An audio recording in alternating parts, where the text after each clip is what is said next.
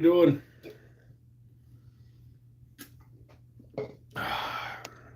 Stanifer's here, Kaplaw's here, Tim's here. They probably playing some. No, I wasn't. I was at work. Well, it's pretty good though, eh?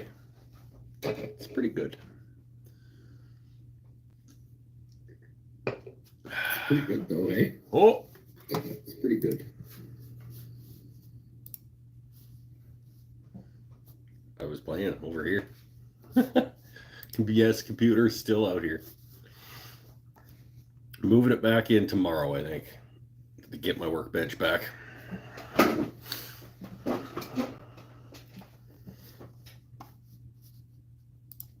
It's familiar but different, yeah. All right, I'll give everybody another free bingo swear. Oh, Bennett's here. Breath of the Wild and Tears of the Kingdom. At first, I was pretty pissed off at Tears of the Kingdom for changing where buttons are and what buttons do what. Just a couple of them, but they were pretty important buttons. It's darker, it's scarier, it's harder. It seems like the enemies are tougher and the weapons are weaker. And I don't want to spoilers it for anybody. So I'll just say it is more difficult and is darker and it is more vast and beautiful. The Breath of the Wild was absolutely stunning visually. This one has elevated it to another level, and there's a much more vast landscape. And the last one was enormous, and this one is bigger. It's yeah.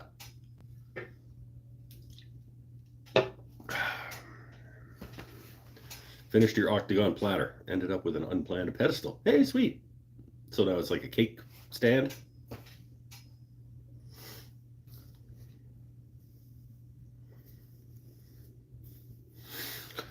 Oh, that's cool. Kind of. Okay. Oh, how is everybody doing? Bennett, what are you making these days? Anything?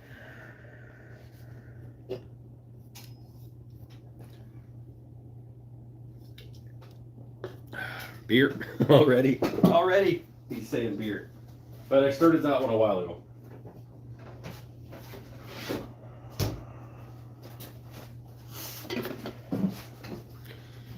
Oh. I'm going to do at least one pen tonight. I have announced, well, I've informed my boss. The classes are not live yet for people to register for, but I am going to be doing a pen turning class this summer down at the shop. And that's the thumbnail of this video is actually the shot that I took the other day for the class page, for the registration page. And so I need some pens to show as because I'm going to give people wood options, and I want to show them what a finished pen in this wood looks like. So I think I'm going to do walnut, cherry, Paduke, Purple Heart, and Sapele as the options. And I currently have pens out of all of those woods, but I don't know if I can't guarantee that I will by the time the class rolls around, or I'm doing four classes of it. So, because they're all on sale at the shop. So if they sell, then I won't have them as examples. So I want to make one of each of those woods into a pen to have set aside for showing what a pen out of this wood looks like when it's done. Do moose poop? No, because I only have one of those. I can't make that one an option for people. Oh, dryer's unbalanced again. Waldrop's here. Survived the first motorcycle ride with my son. He did very well. Good.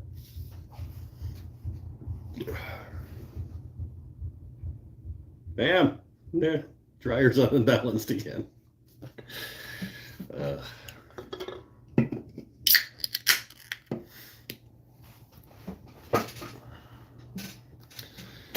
Yeah, so that's what we'll get up to tonight in a few minutes.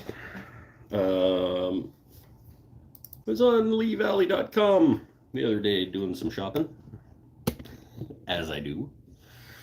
And I found out that my bandsaw has probably increased in value. My 10326 Rikon is currently for sale for $2,000. And the way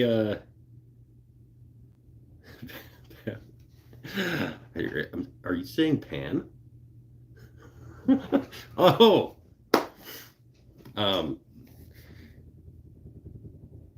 Yeah.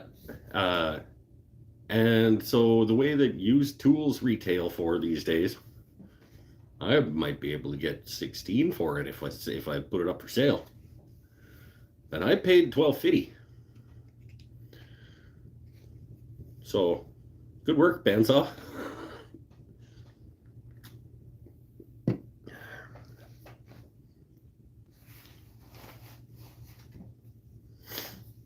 One down. Well, it's two. Whoa, you missed one because you showed up late. Ah, loser. Almost out of the brown CA glue I won from you. Well, you still got some others, though. You can get more brown. You use a lot of the brown for like gap filling and cracks and stuff.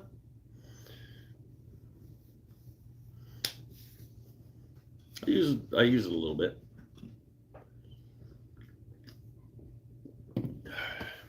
It's still a little warm. How warm is it?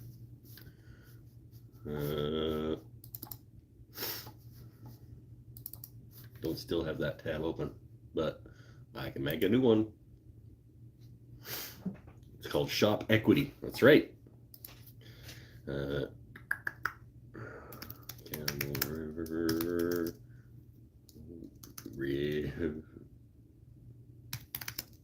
weather.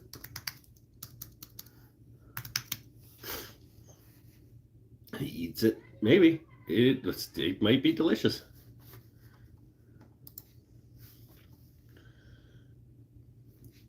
It is currently at the airport. 25. That feels low. Feels hotter than 25. Well, I'm in the shop, so it's probably 30 in the shop. Which is, what did we figure last week? About 90 for my American friends. Not stupid hot, but just also kind of stagnant air, which makes it feel hotter when there's like no air movement.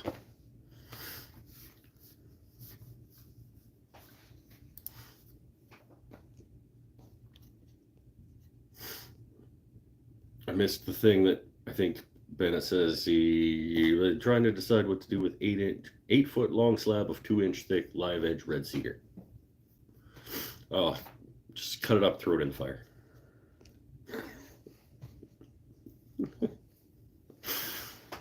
Fire pit for that.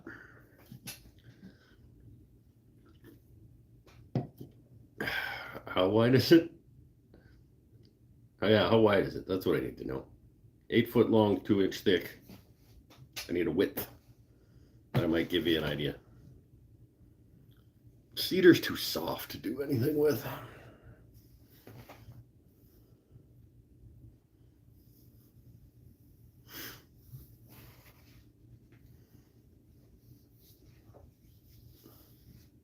I mean, it's not too soft to do anything with. It's fine. I find it really, really soft for the types of stuff that I do. That's what she said.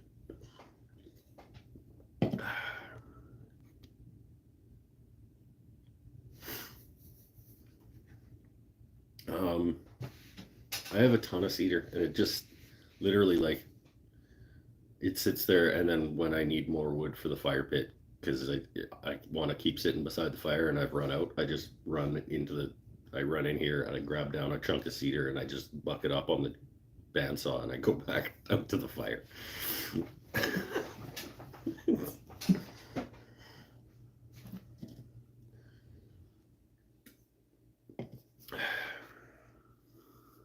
I just don't, it's not a wood that I use in projects, really.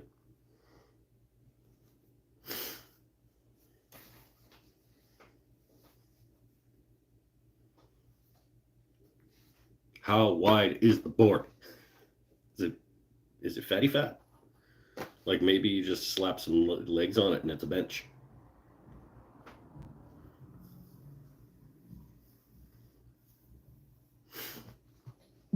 It's perfectly good use of a slab of cedar. Sand it, finish it, put some legs on it, it's a bench.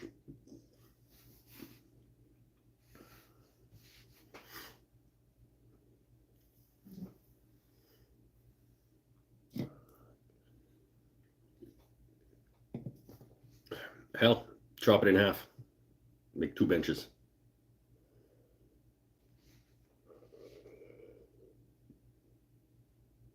What? It's 2 feet wide.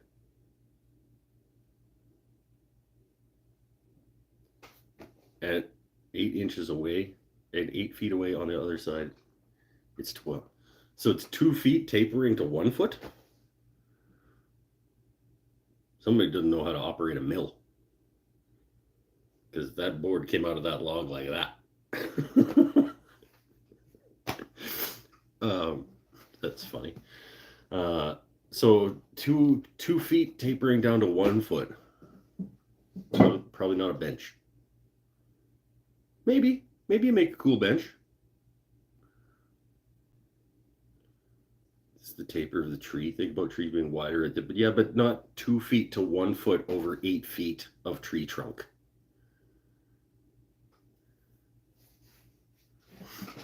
If it's 2 feet wide, at some point in that tree, there is nowhere that is within 8 feet of that 2 foot section that should be 1 foot in diameter of the tree.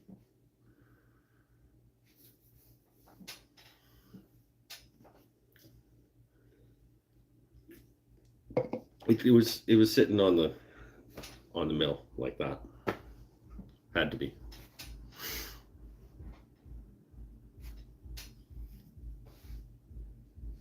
I cannot picture any other way that would happen.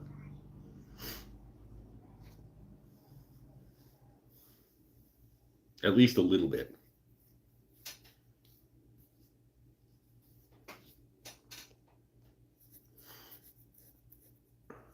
Send me a pic over Messenger. It's not going to tell me how it was sitting on the bed of the mill. But I think you sent me didn't you send me a picture of the slabs and you were like, do you have any interest in these? And I think I said something along the lines of like, I do not want any cedar. I don't even think I even asked you a price. I think I just said no.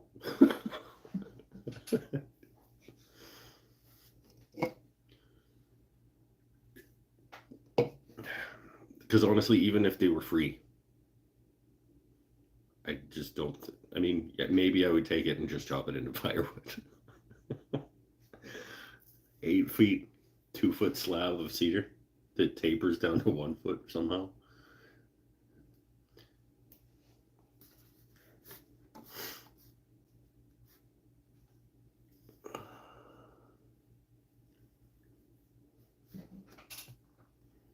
Seen a lot of trees like that near the ground. Can be that way if it was cut off. If it was the first chunk of the log, maybe. Like, does it? He's sending me a picture. I'll look. Does it go in quick? There it is. Come on, open. Open the picture.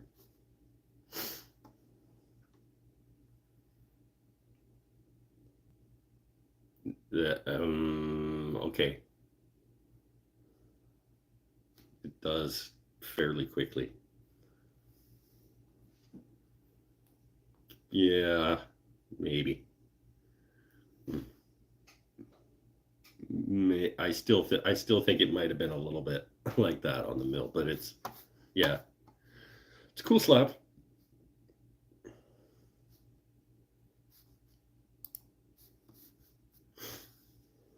Eric, you love turning cedar? I do not. I do not. I find it too soft and terry.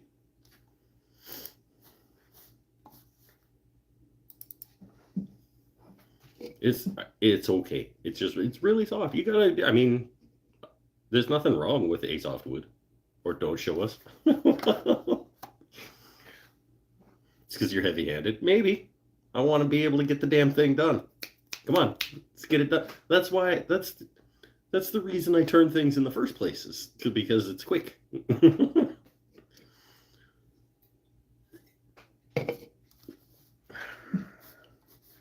You want to see the slab? Hold on. I don't know that you're gonna.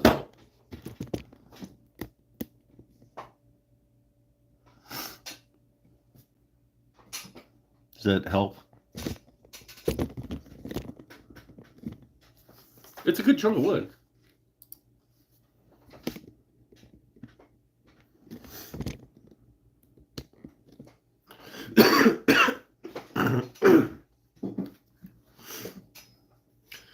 Waiting for you to turn one of the cedar bowl blanks I sent you. I did. I turned a potpourri with the pewter lid thing out of one of those. Did I do that on the live? I think I did it on the live show. Maybe you just missed that week. Maybe I didn't do it on the live show, but I absolutely did turn. It's like a 4x4 ish down into a potpourri dealie and sold it.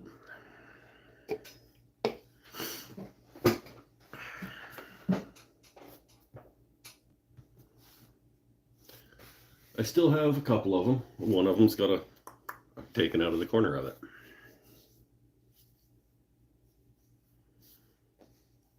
Did you see the email that penblanks.ca has free shipping this weekend? I did, in fact.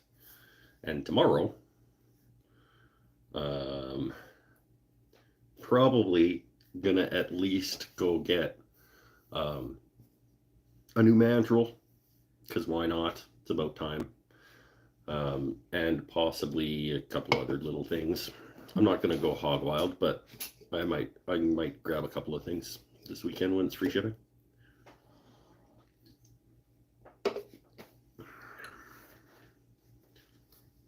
In fact, I believe I have a tab open right now on penblanks.ca.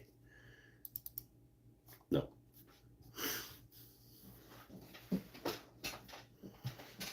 Order the mandrel for the Mastercraft. It's an idea, but I don't. Do I want to spend another $40 on a lathe I don't like, just to make it into a pen turning station that I have to bolt down to something? I don't know. I don't know. Don't tell me what to do. You're not in charge.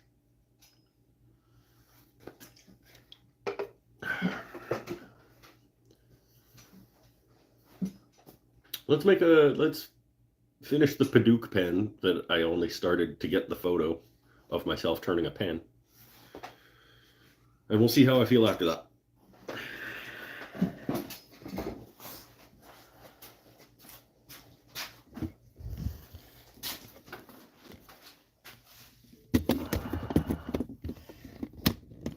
Yeah.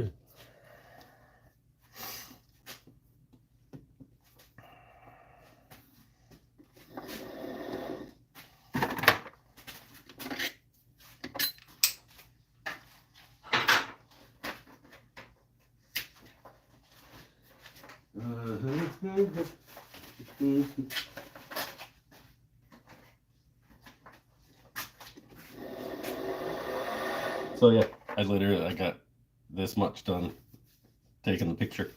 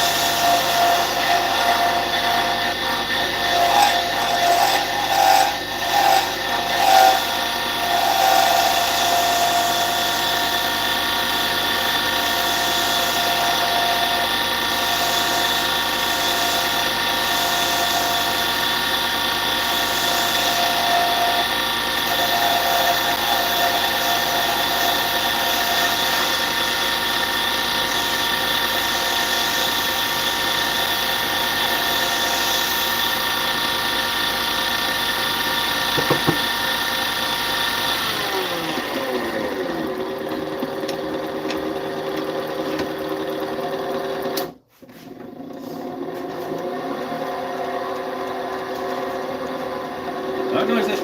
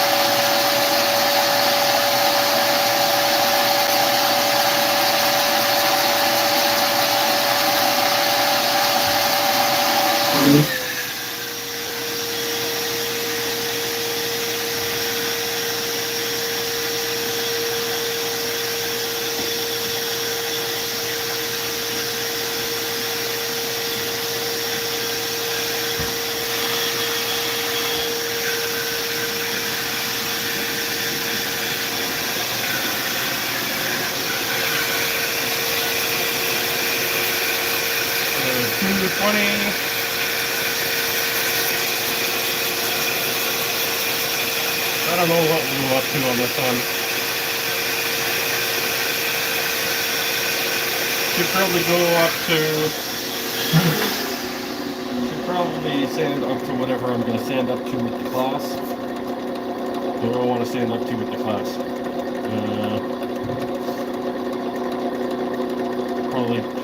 Probably 400. Yeah, okay.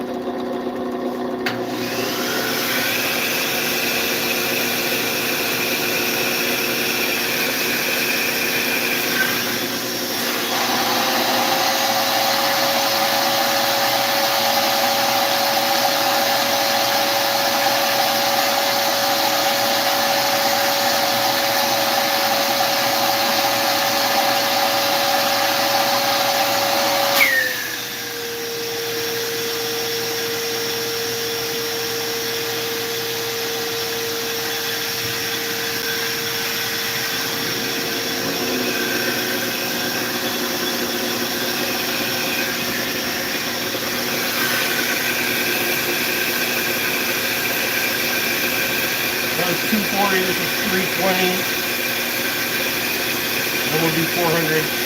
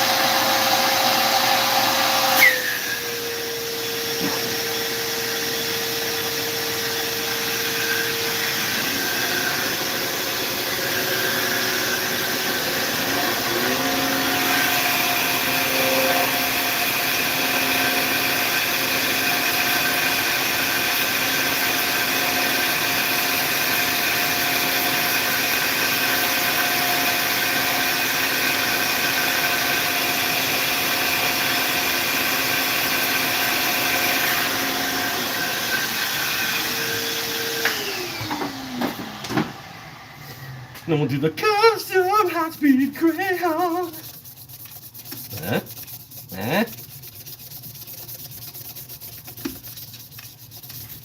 Check your card.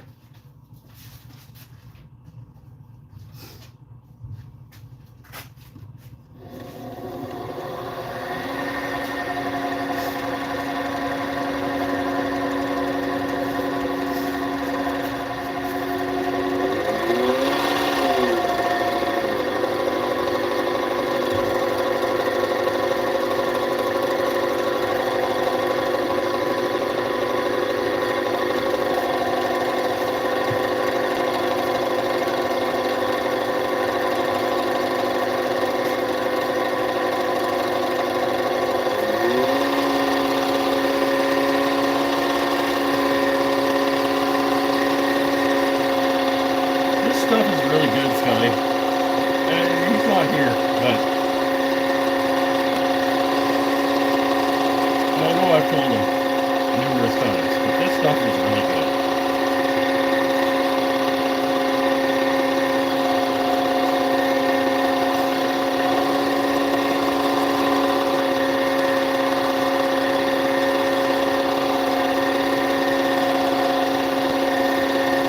It's just so easy. It's like really, really easy.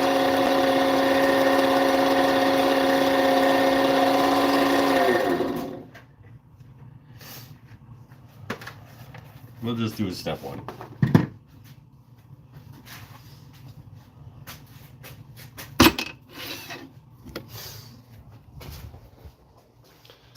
And with Paduke, I don't like copper. And I don't like the golds, so we will do one of the silvers so I can conserve my gunmetals, because I think I only have like a couple of those left.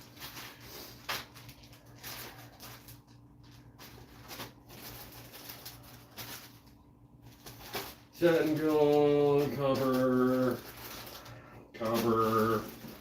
what's that? Gold, oh.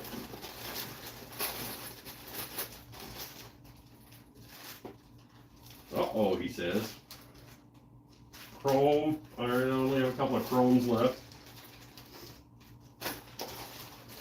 Looks like I'm getting low on everything except... Oh, there's another bag of chrome. Okay, well. Looks like I gotta make a Penn State Industries order too sometime soon. I need some more chromes and gunmetals and satin pearls and...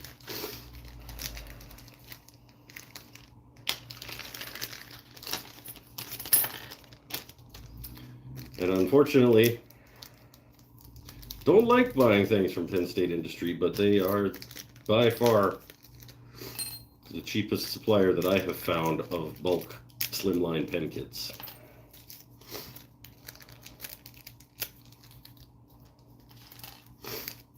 Even with free shipping from William Woodwright this weekend.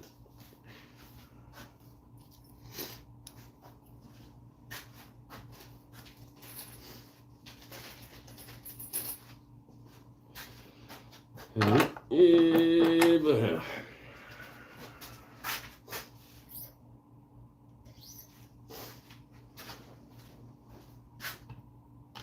Yeah.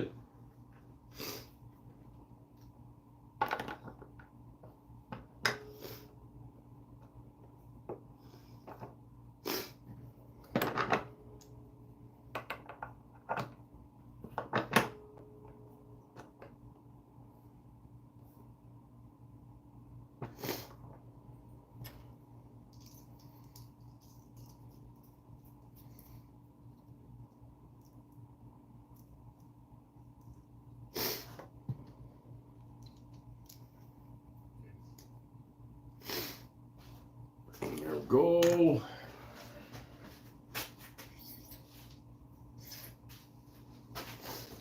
And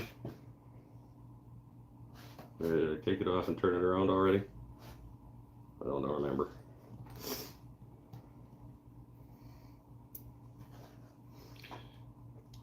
I don't know that it much matters for this particular blank anyway.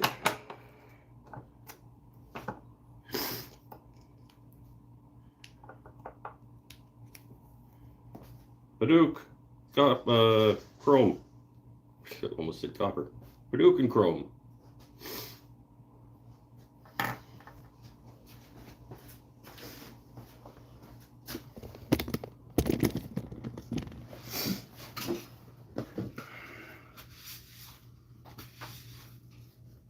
What did I miss?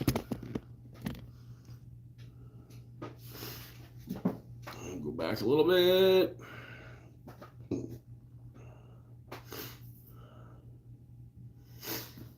Order the Mastercraft mandrel, or the order the mandrel for the Mastercraft. Okay.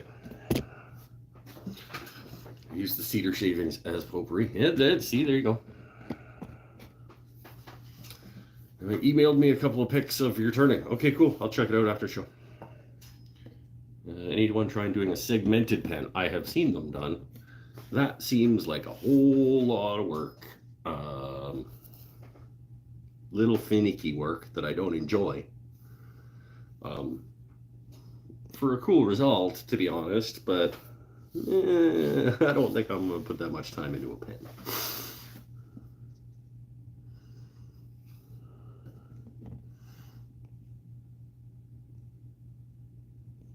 Just got some spalted maple blanks, lots of black lines, and some Fordite to cast.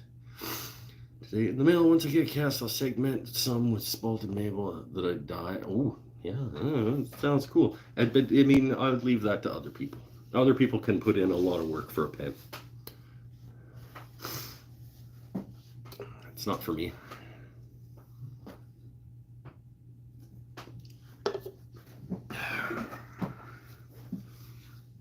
Now, sometimes I don't even want to put in that much work for a pen.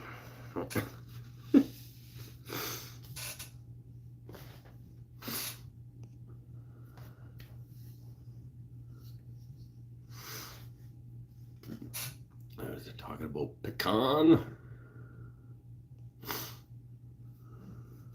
Spalted pecan. Pecan. I don't think I've ever seen spalted pecan. Pecan. I don't even say it the same way myself each time.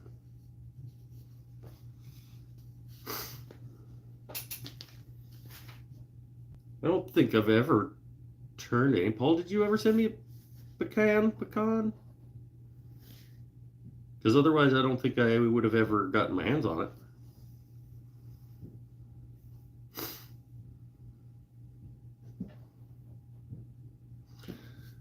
Pinell's done a brick pattern on a pen. It exploded. Haven't done segmented since. Yeah, I probably wouldn't either.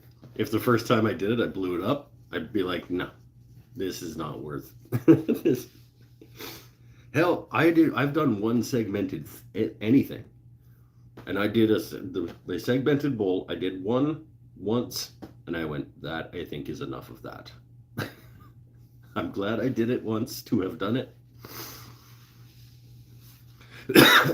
It looks cool. It's probably still my favorite thing I've ever turned. But it's just hard to justify.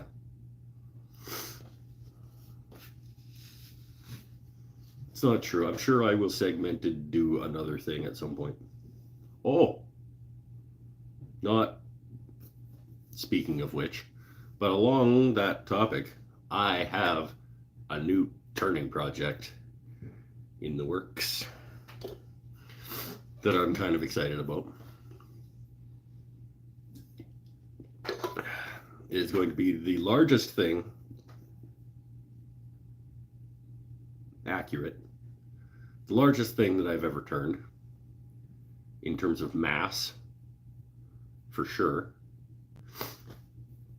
It won't be the largest diameter thing I've ever turned, but in terms of overall scale, it will be. Yeah. And it'll be my first one of these things that I've done. And it's going to use up some more of the wood that I just kind of is too nice to burn, but I don't really want it sitting around the house. Beer.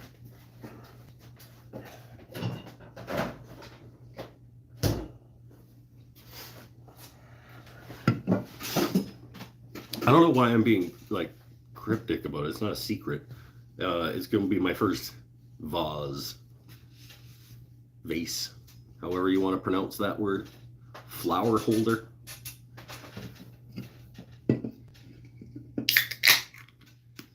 And it will be Nara, walnut, and spalted maple.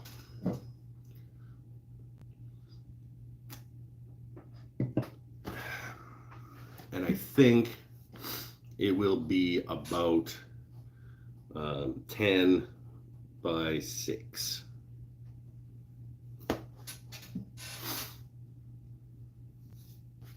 Ish.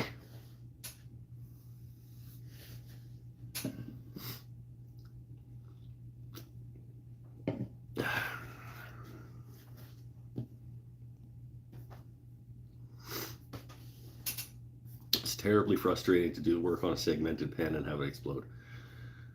I can only imagine. I was super nervous that I was going to blow up that bowl when I was turning it. And if I would have, I already am not sure I'm ever going to do another one. But I probably definitely would never do another one if that would have happened. Thinking of turning a 10-inch plywood bowl with straight sides about 6 inches deep. Why do you just want to torture yourself? I like doing things that are fun. I mean, sure, sometimes the things I do are frustrating, and I do it to myself. But I want turning to be fun. I don't want turning to piss me off.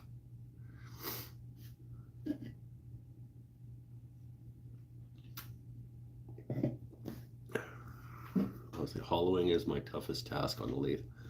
Like I said, I've never done anything. Well, I've certainly never done anything that deep, and I've never done anything that is like shallower at the entrance or near the entrance than it is below it. So yeah, it'll be a fun adventure. And it's honestly, it's another one of those ones, like, if it works, it works. If it doesn't, that's fine. Because I don't want other than the piece of walnut, that would suck. But it's not that much weight. It's a 10 by 6 piece of walnut. So it's less than half a board foot of walnut.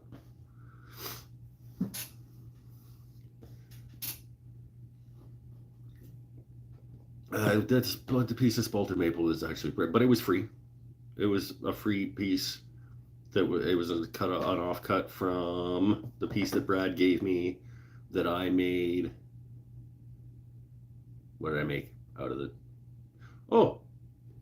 top, the guitar top, the top of the guitar that is currently in progress.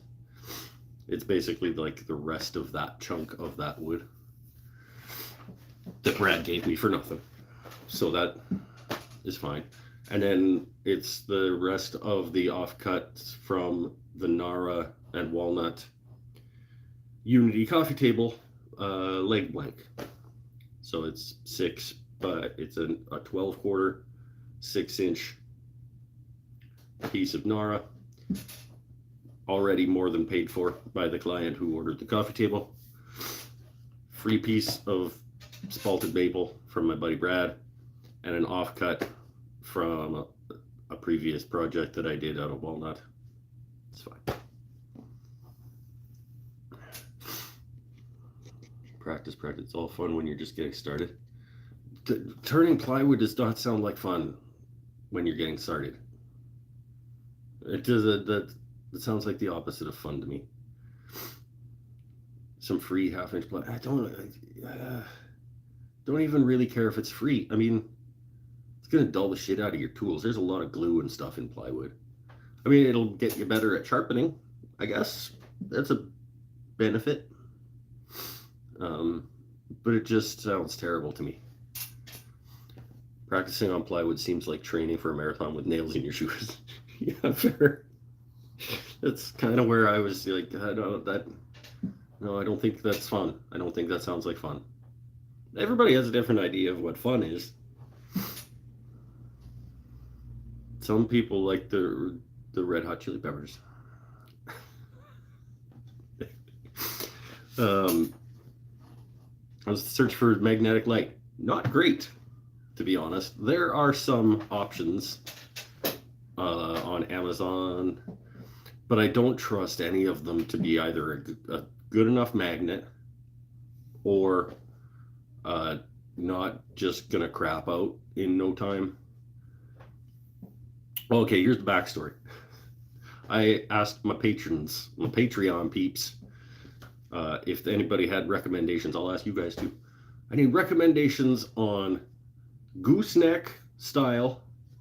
Hopefully, that's one of the less important points. A magnetic base lamp that's either battery operated or rechargeable. So something I don't have to use a plug for. I want a cordless work lamp with a magnetic base that I can adjust.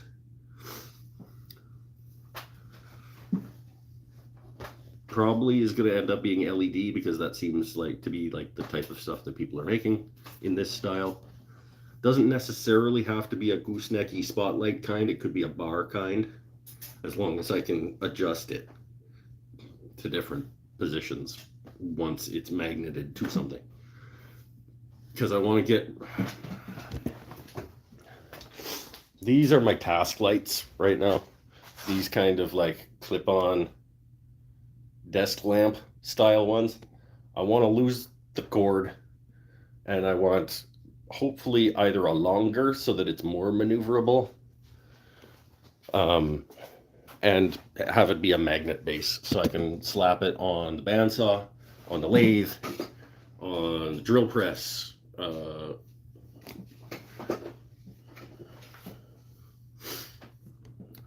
I did read your message about Harbor Freight. We do not have Harbor Freight, but it's a good point because Princess Auto is kind of like the Canadian Harbor Freight. So maybe Princess Auto would be a place to look.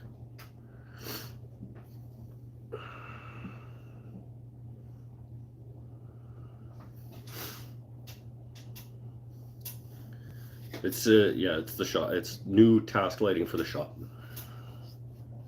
I don't like, I mainly, well, I want it to be more positional, but the main thing is I'm just sick of having the extra cord and taking up a plug. And replacing bulbs is not my favorite either when they go out at the worst time.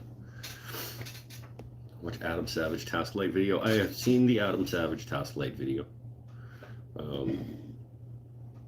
Or at least, no, I don't think I saw the Task Light video, but he referenced the Task Light video in his,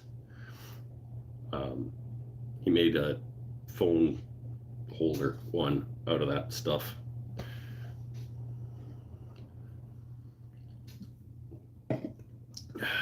And I know how he makes his. But isn't that like click stuff, tubing, like really expensive? I don't want it. I also kind of want it cheap. Okay, listen, all I want is for it to be exactly what I want and cheap. Okay? Why is this so difficult to understand? It has to be exactly these things and no more than $17. Probably going to need it for your vase too. Yeah, that's one of the reasons that I'm looking for it. The other reason is just I'm just sick of like these clip-on lamps. And actually the main reason, no, not the main reason, but what spurred it was that Jax at JND Creations posted on Instagram the other day something along the lines of like, I don't use these things a lot, but man, I'm glad I have them when I need them. And they were, I think they're a magnetic base and they're a bar, and it looks like they just tilt.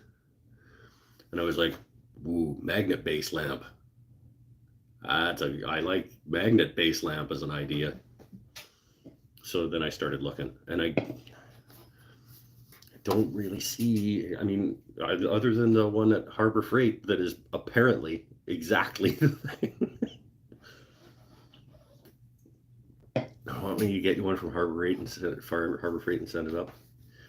Perhaps the one I have is exactly what you're talking about. Is it a good magnet? Like, is it, you got to actually like really pull to get it to come off?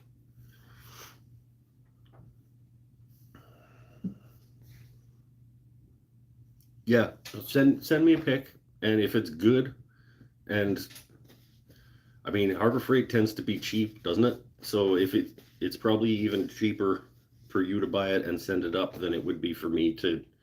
Let me check Princess Auto, which is kind of like they said Canadian Harbor Freight. I have a computer. I have a computer right here. Princess Auto. Rockler and Lee Valley both have ones with gooseneck and strong magnet that you don't plug in.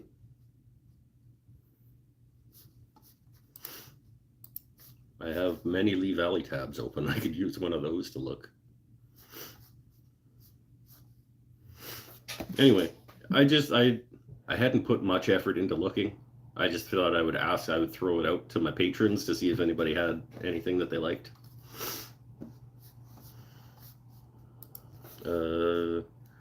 Magnet lamp. Maybe?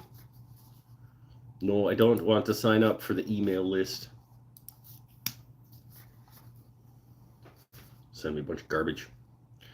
Magnetic 5-inch fluorescent magnifying lamp. Desktop magnifying lamp. Those are plugins. That's an LED RGB magnifying lamp, where it's a clamp instead of a magnet. No, it doesn't look like it. I think you'll have better luck looking for an automotive repair light. Let's check Lee Valley. This is one of the Lee Valley tabs I have open right now.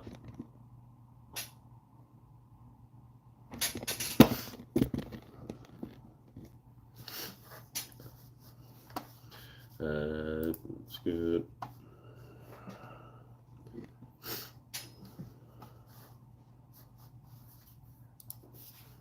Magnet lamp.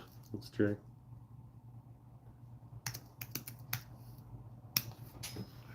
Lee Valley 15J7701. I'm gonna look up that now. 15J7701. After this stops. I have a lot of things open, so my computer is pretty bogged down right now.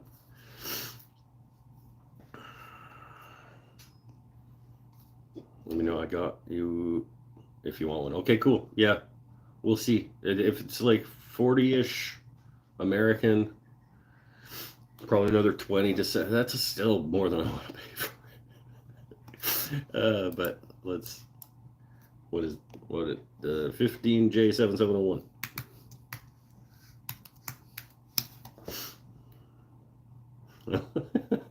This is cool. You guys are helpful sometimes. Magnetic mount LED work light.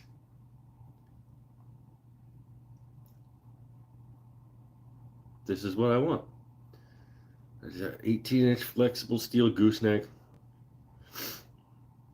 30 mil rare earth magnet, and a movable base holder to machine tops, blah blah blah. Okay, I assume this is probably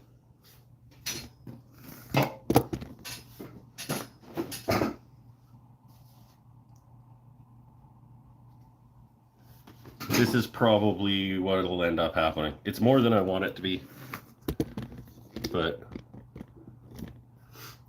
imagine if you could see it. You just saw it. You be patient. That's the yeah. I mean, I want to, but I'm not using two tools at the same time. It's not that big a deal to just move it to a new tool, I guess.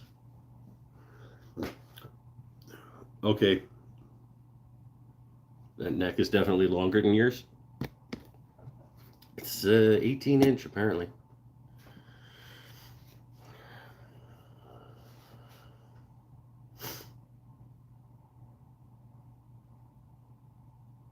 Hey, this is cool. They also offer a 1-inch stainless steel 3/4 inch post so that you can mount it in a dog hole on your bench too. I mean, you just get a 3/4 inch piece of steel stock, just cut off a part of it. Huh. Okay, cool. Maybe that's it. Replace your ceiling lights and you won't need task lights. I will if I need to get sideways into a vase. Smart guy. But yes, the main problem is the shadows from the ceiling. But one of these, the Barinas, I think my lighting situation will be fixed. It's not the length of the neck that's important, Eric. It's how you use it. That's right. Don't let anybody tell you that it's all about the length.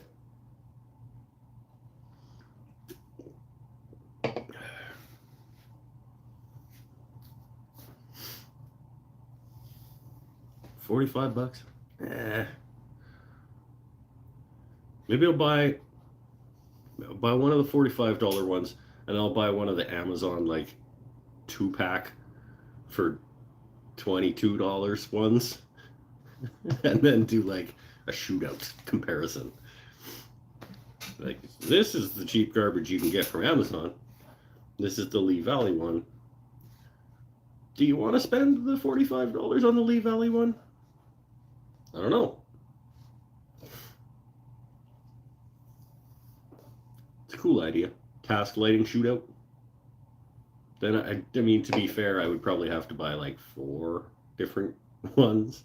And then now I'm into like $200 into the thing just to do a comparison video. No, this is stupid. You have dumb ideas. Don't go down these kinds of... Corporate wants you to find the difference between these two methods.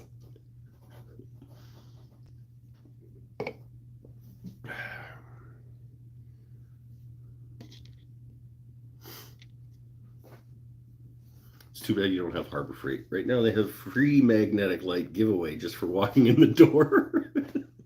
Fucking hell. It's a trash task light you can use in your car though. Go get me one and send it to me. If it's just free for walking in the door, just somebody go get me one. Maybe it's good enough. I don't know. Maybe it's good enough for bandsaw or drill press, or just like a single machine one, so I don't have to move my good one all the time. Maybe I will buy a couple of the Amazon ones as well as the thing, and then do a video and try to recoup like $7 worth of my money back.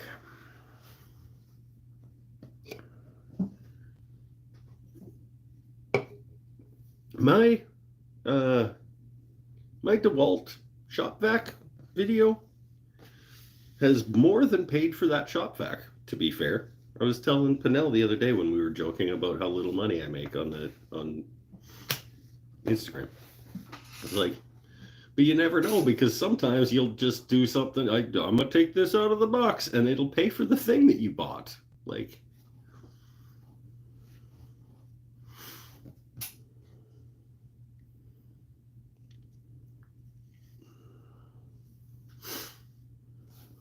why battery operated? Doesn't have to be battery operated. It could be rechargeable. I just don't want. I don't want to take up a plug with a lamp, and I don't want. I want fewer cords flying around.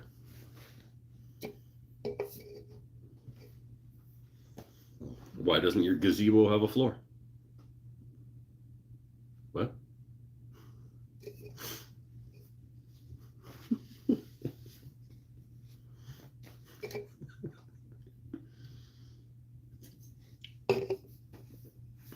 Why'd you buy a gazebo that isn't on a base? It's not even a gazebo. I have a receptacle for the lathe right there. I could plug a lathe. Yeah, I mean, I don't. I run my lathe off an extension cord from here, right behind me. But it's on a power bar. Like, it's not a problem that there's a cord. I just don't want it anymore. Like, it's like, why did you upgrade your bandsaw when there was nothing wrong with your bandsaw? Because I wanted a new one. Yeah. What do you think is in a rechargeable light if not batteries? Fairy powdered fairies?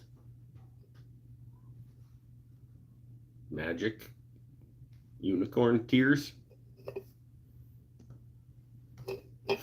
To set you up with treadle powered tools and eliminate all the cords. It's true. You could get a pole lathe for the backyard, or a treadle lathe, or no. No, thank you. I like that people like that. I also like that the world has accountants. I don't want to do spreadsheets. I don't want to power my own power tools.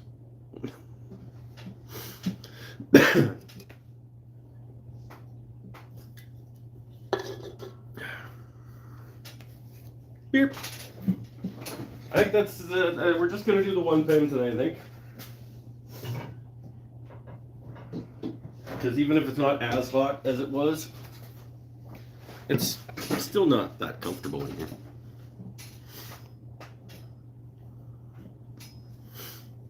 Wouldn't do battery powered for permanent install, always dying halfway in. It's not a permanent install. It's got a fucking magnet on it. Like, it's just a clip-on thing. I'm not like...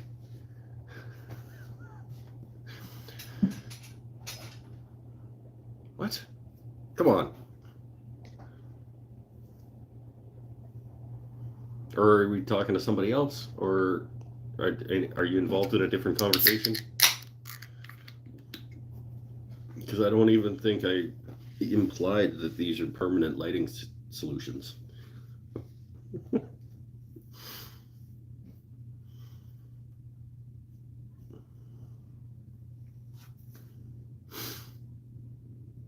Right now I've been using cordless Ryobi light that I have on a lathe table aimed at the work. Whatever gets you there, all right? I want, this is a new thing that I have decided that I want.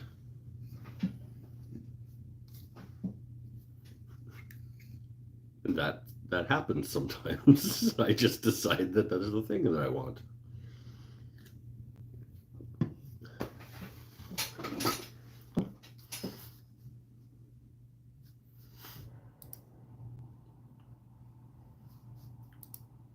What else was I looking at? Thinking I might want to get a Starrett 6-inch combo square. Thinking I want to get this Ryu cabinet maker's rasp. thinking I want the Rikon mini lathe to come back available online so I don't have to drive down to Victoria.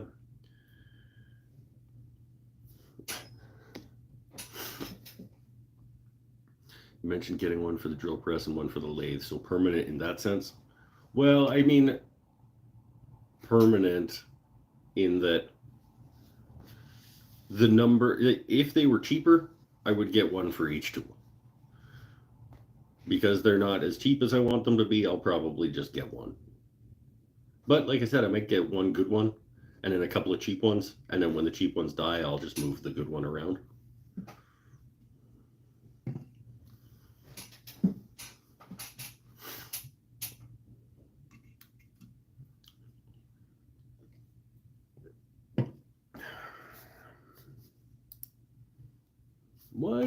Why do you guys figure I have this open? What was I looking at this for? A Hirsch large number 5 bent gouge.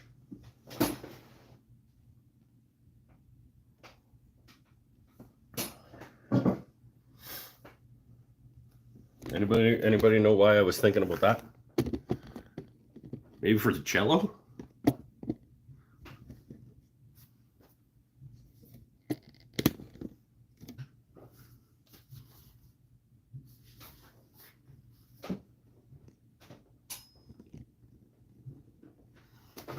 Must have been. Can't think of another reason that I would want a bent gouge.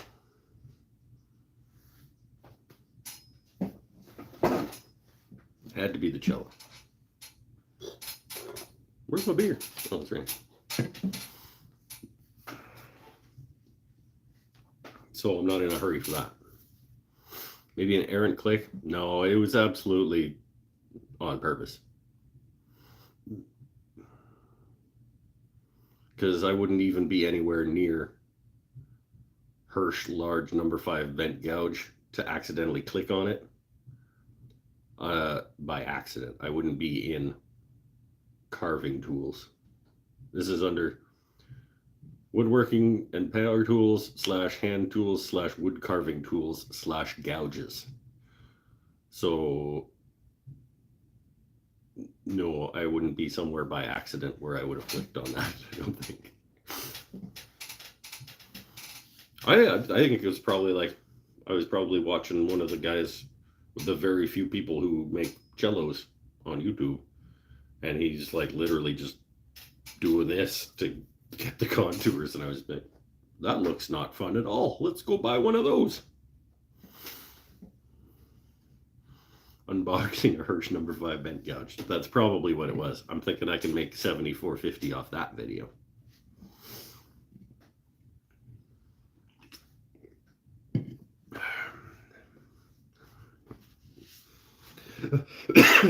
No, I just gotta clickbait the shit out of the title and be like, do not buy a Hirsch bent gouge.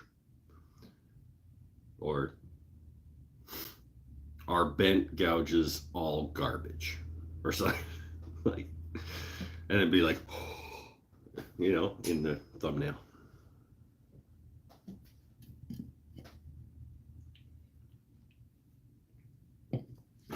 Lajeunesse is here. What's up, my friend?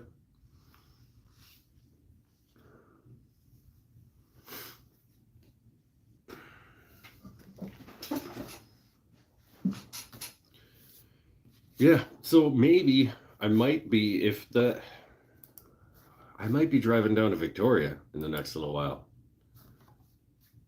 Because that lathe is not available online, but it is, they do have limited quantities of them at the Victoria Lee Valley. Which they should not call the Victoria Lee Valley, because it is not in Victoria. But that's what they call it. And it's about 3 hours there and 3 hours back. I could do it in a day. Because $500 for that lathe with a bonus set of turning tools, and it'll be way easier to drag around to do classes with and demos and stuff.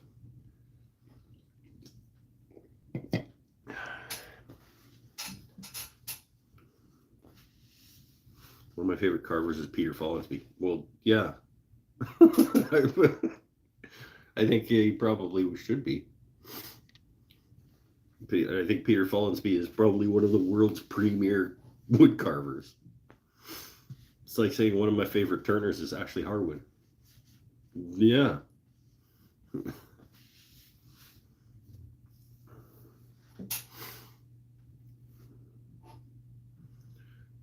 Fell asleep on the couch after eating too much. I love doing that.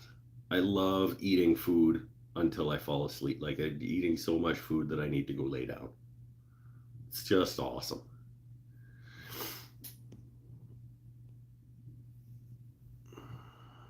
What lathe for $500? It is the Rikon mini lathe. It's the new release from Rikon.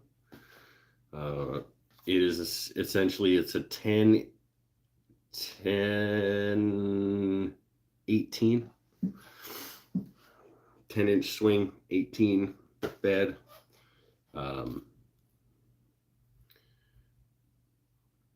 But it's selling at Lee Valley with a free 3-piece carbide tool set for 500 Canadian right now. I think that's a good value for something that that it's more portable, especially when I am going to be starting to do classes down at the shop, and I'm going to need to bring a lathe and tools and things along with me.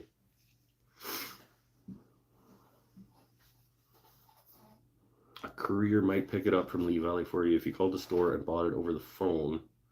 Save 6 hours driving and $120 in gas. But then I don't get to go shopping at Lee Valley.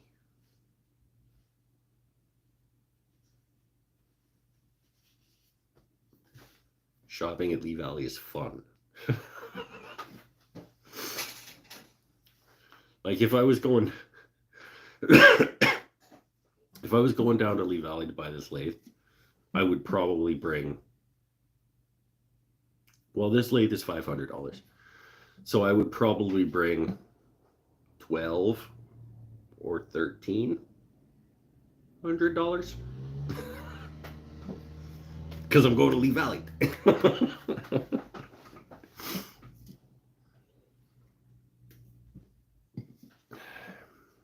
Rather shop Lee Valley website over in store.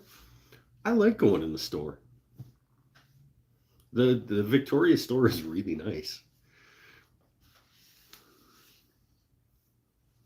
You see, even I call it the Victoria store. It's not in Victoria, it's in Colwood. Maybe the Halifax store is just shit. $120 in gas, that should be about a 300-mile round trip. Yeah, that's about what it is, I think. It's actually probably more than that. I don't know what miles to, well, I know what the conversion is. I don't know how many miles it is from Campbell River to Victoria, but it's 3 hours. And then, so it's like 600 kilometers. At least. Probably 7.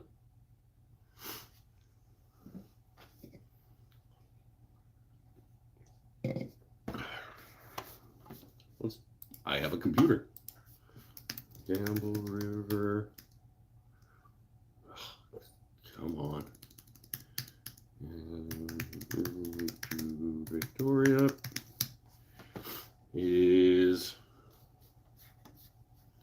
265.1 kilometers. And 2 miles.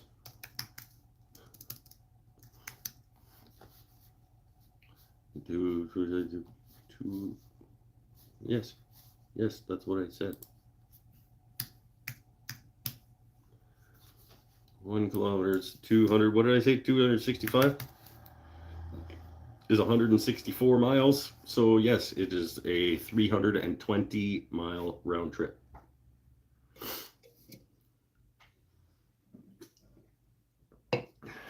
been in 5 Lee Valleys, and Halifax is the nicest. Have you been in Colwood? Do you have a direct comparison? Have you been to the Colwood Lee Valley? I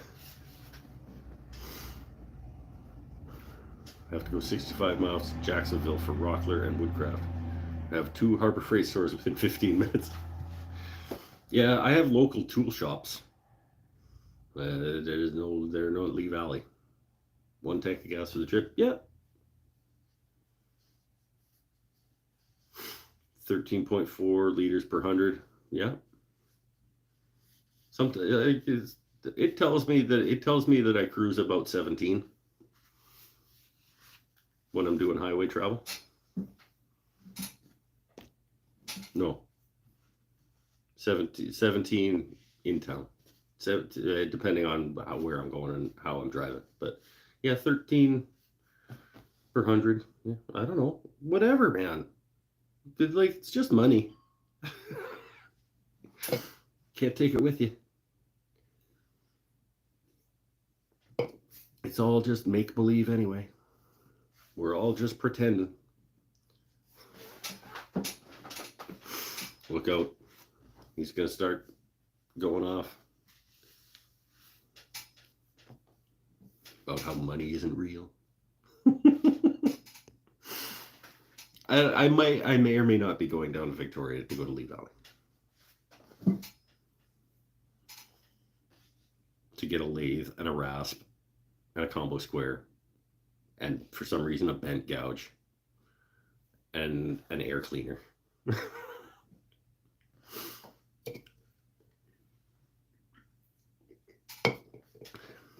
Maybe a plane.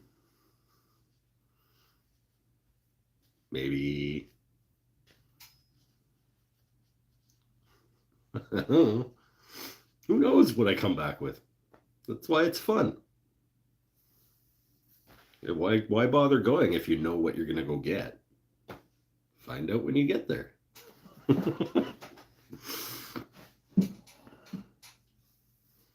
I have a box of money over there, just waiting to be spent.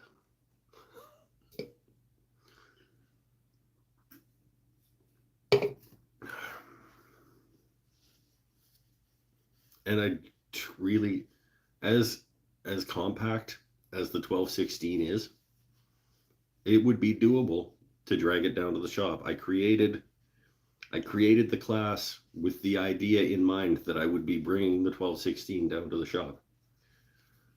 I really don't want to if I don't have to.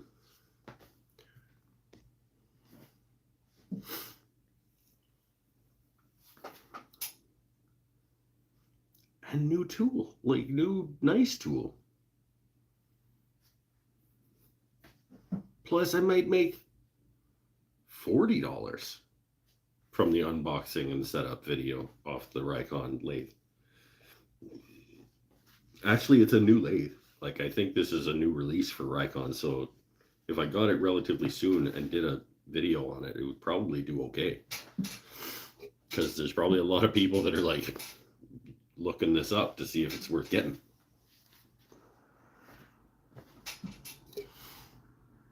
Me? I'm looking up how do you make mead. Because I think that'd be fun. I was watching YouTube last night before, making mead in your kitchen. There's just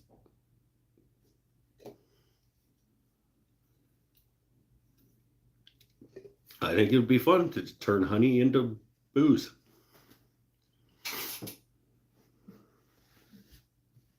I think it would probably be delicious.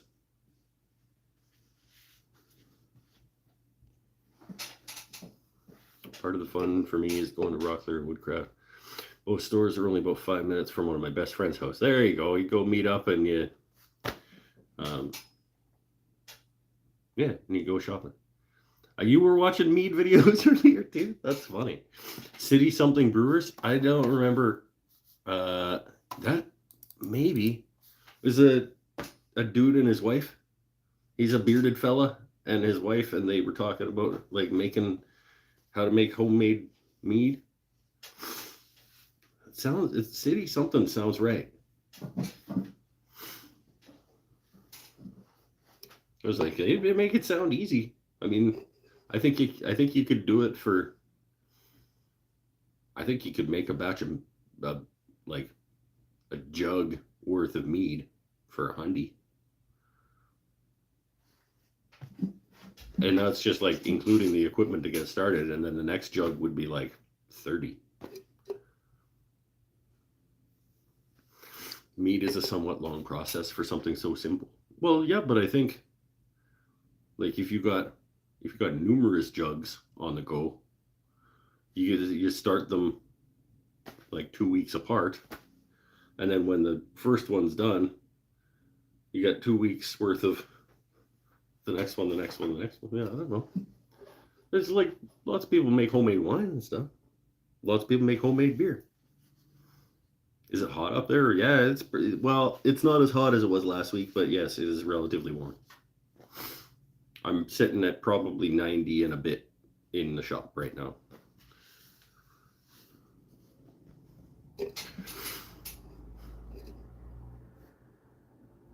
And I don't like heat. A 90, 92 or whatever it is doesn't really sound that hot for people a lot of places, but I don't like it. It's muggy dead air. If I turned the fan on, it would probably.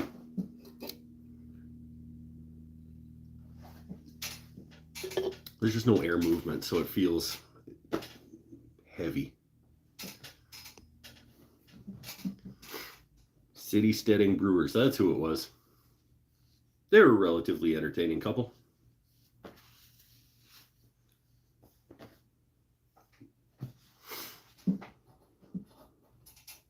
$90 is awful. It's not awesome.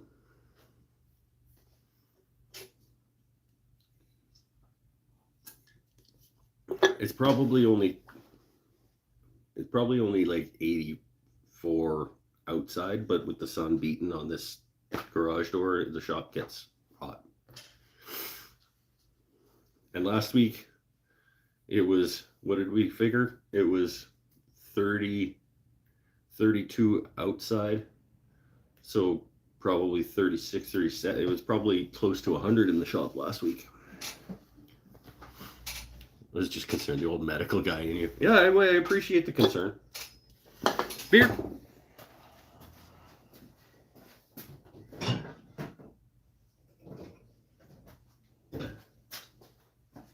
And part of the problem is that it just kind of came on suddenly again. It didn't give us a chance to get used to it. It wasn't a slow build up. It was like 16, 17, 16, 16, 15, 17, 18, 30.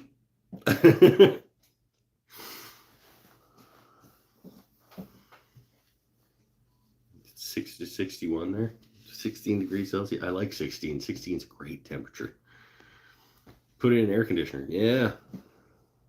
Stop on by. You pop it in for me.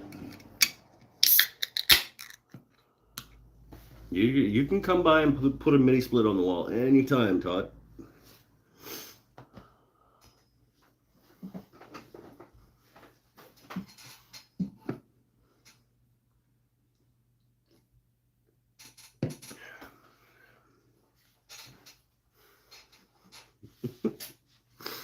We've been 29.33 for the past week. Yeah, that's about where we are.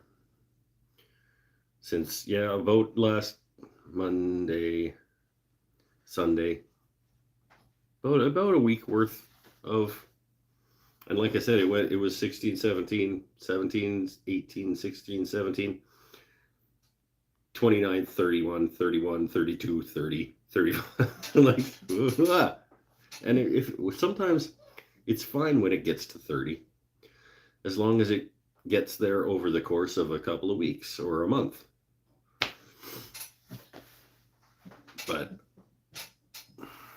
And if there's a little bit of air movement, if there's a little breeze to just take the edge off it a little bit, makes a huge difference.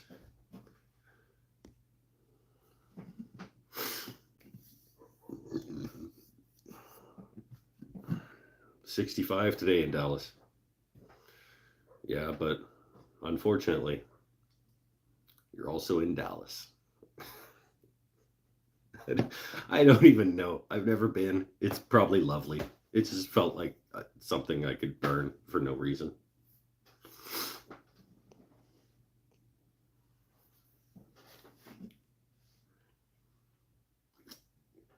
I felt like I needed to dig at you for something, and that's just what you said at the time, so.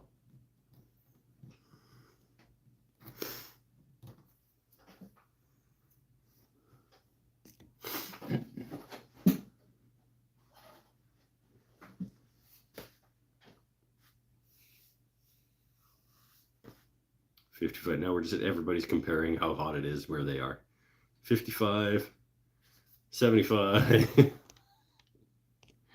I like 17 degrees Celsius, I think is my ideal temperature.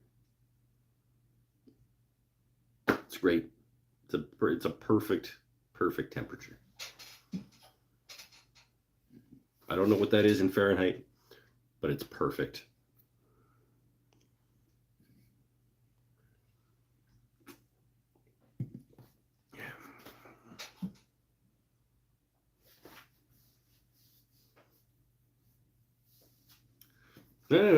I'm out of stuff to talk about. Talked about stuff I want to get from Lee Valley. Return to pen. That's pretty much it. Talked about temperatures, how hot it is places. Talked about the lamp. I should add that to my list. I don't actually have a list. I just have open tabs. So I guess technically it already is on my list. What do you got? Magnet thing. What was that before? Oh, it was the air cleaner. Okay, so I gotta go back and buy that air cleaner. I'm out of stuff to listen about. Bye. Go back out and sit in your not a gazebo.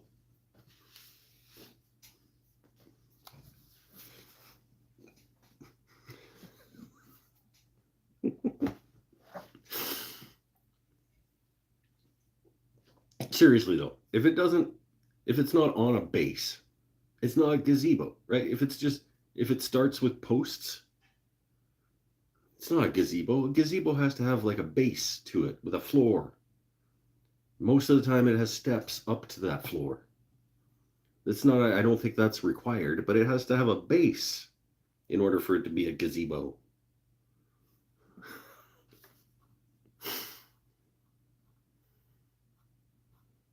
No, not the big one, just the little one. I want the little one. I don't need the 600 and whatever CFM. The little guy. Where is it?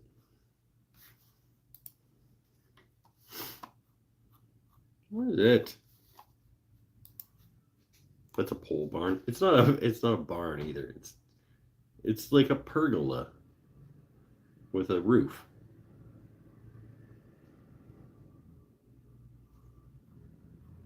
Why can't I find the damn thing now? Oh, there it is.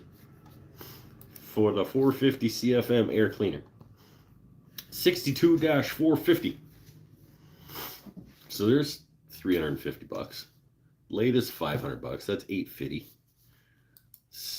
The square is about $150, so we're at $1,000 there. That gouge is $75. So that's at the I'm at 1075. The rasp is $160. Yeah, I'm at 12 already.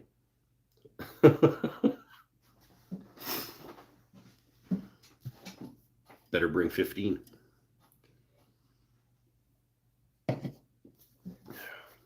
It'd be a good shopping day at Lee Valley. It's the metal roof gazebo sold at Costco and or every big box store. Pergolas have no solid roof, I thought. That's what I said. It's like a pergola with a roof. So we need something that's in between pergola and gazebo.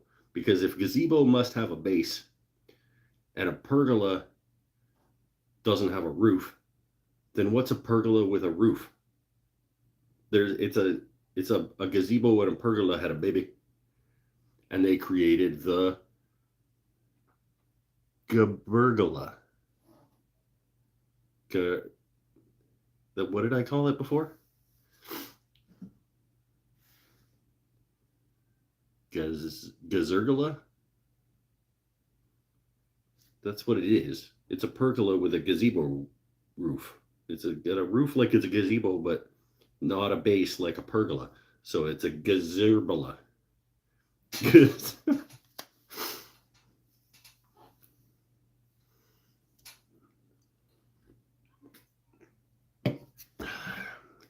Eric's saying it's a Bali hut. But you're Australian and you guys are weird and make up weird names for things.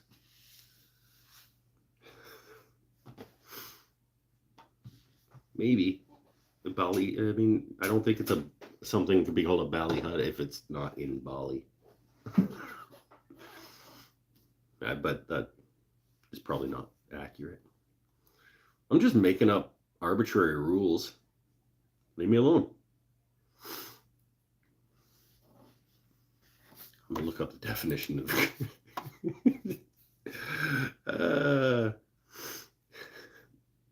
pergola. I bet if I go pergola versus gazebo, if I type in pergola versus, the first thing that comes up is pergola versus gazebo. And when I click on that, there we go. We'll solve this once and for all. Image search gazebo, and it's 4 posts and a roof. No, it isn't. It needs to have a base. It needs to have a floor. Pavilion doesn't have a floor. The main difference between a pergola and a gazebo is the function of the roof. Gazebo, according to Yardistry, a gazebo and a pavilion provide full coverage from the sun, while a pergola allows for sunlight to shine through the slatted roof. No, the difference is the base.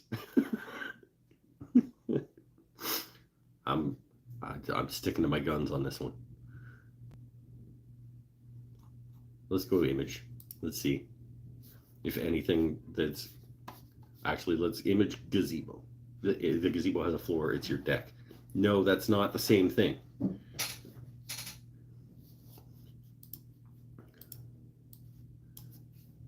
We'll just go gazebo or image search. Sure, it needs to have a floor, like a base that it sits on. But some of these don't, because they're naming them wrong for marketing purposes. Oh, there's yours. The little it's a Walmart. They got Canadian Tire. They all got the same one. You're right. They literally, Wayfair has that one. Home Depot has that one.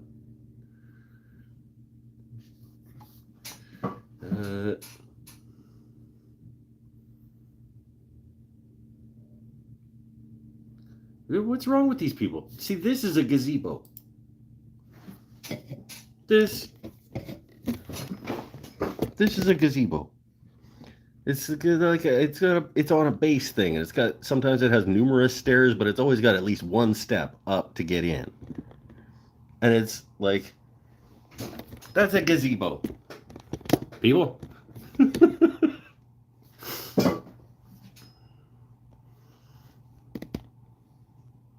It's the same thing. The deck was built first. 19 years later, I put up the rest of it. Well, then it's not a deck anymore. It's a gazebo base.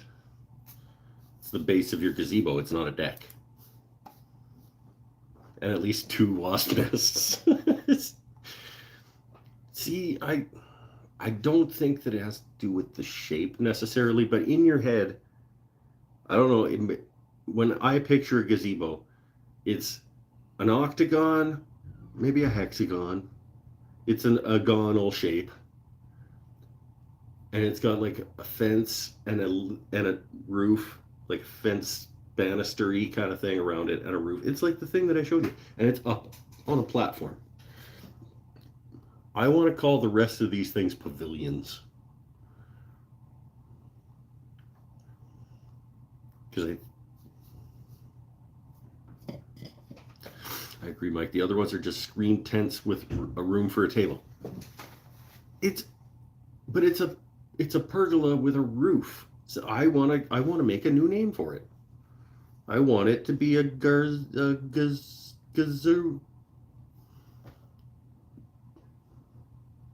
Perzebo. Perzebo isn't bad. I like pavilion. Sounds more posh. I'll take it. Yes, you have a pavilion on your promenade.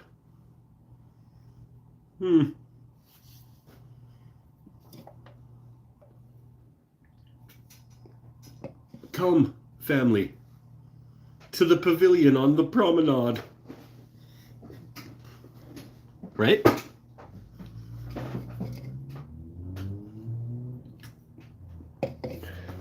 There you go. We got you. A gazurula. We need a name for these things that are if a pergola and a gazebo had a baby. Gazerbula. I see. It's something like that. It's something around there. If you want to call it a pavilion, I'm happy for you to call it a pavilion. You just have to stop calling it a gazebo, even though it says that on the box. They are fucking liars. And I am putting my foot down. For no reason.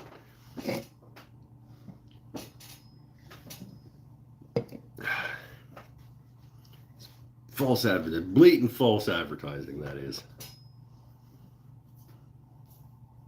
Doesn't have a floor. You sold me a gazebo without a floor. Take it back. I bought a gazebo. You sold me a pavilion. Fuck you. What's with the Zelda shirt? It's awesome. Is what's with it. The thing in your yard is called the Garburgula. That's right. But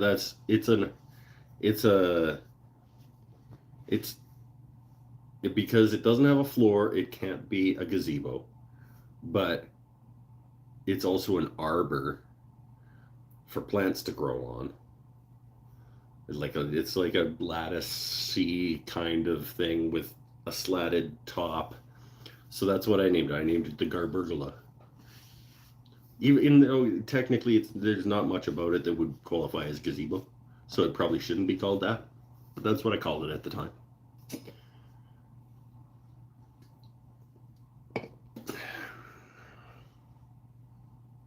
It's also not really, there's room for one person to sit under it. A Garburgula is where you keep your trash cans. Only if it has a slatted roof. And in which case that kind of defeats the purpose.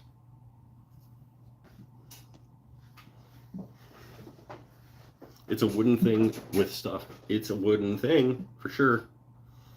Some would call it Tim? Nicely done. Sharp pointy teeth. Oh. So it's an arburgula. Yes. That's what it is. But the thing in my backyard is an arburgula. Or a trellergula. Trellergula, because it's like a trellis type thing, except it's squares, like interlocking squares.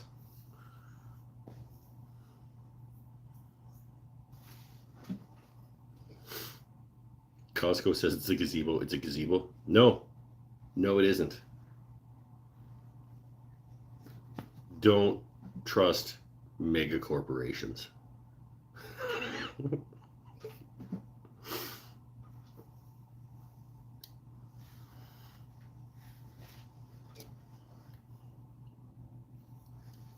They lie to you.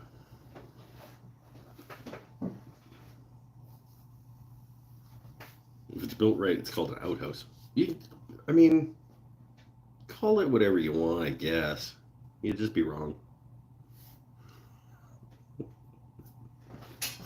Because for some reason, I have decided that I'm the authority. on this subject.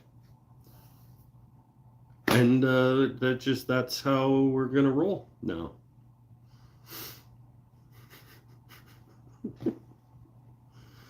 For no reason. Yep. We could wrap the show a little bit early tonight if you guys want. I'm kind of out of ideas. Not gonna make anything else. We made one Padauk Chrome Slimline as the example of what student Padauk pen should finish up looking like ish. Now I'll do a cherry one and a walnut one and a purple heart one and what did I say? Cherry, purple heart, walnut, and sapele. And people will have 5 choices to make when they take the class. And I will have one of each finish and one of each wood and one of each hardware. So this is now the chrome on Padauk. I'll do a gunmetal on walnut. I'll do a copper on cherry or whatever. And people will be able to see the hardware choice and the wood choice and be able to make their decision and then learn how to make a pen in the parking lot of the Crow's Nest Artist Collective.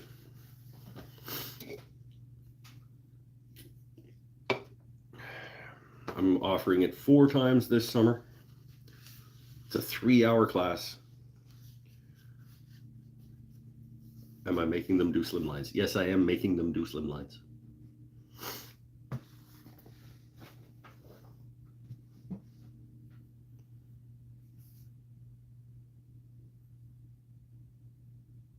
Because they're cheap. I mean, I did make a pen, yes. In the parking lot, question mark? Yes, I am going to set up in the parking lot.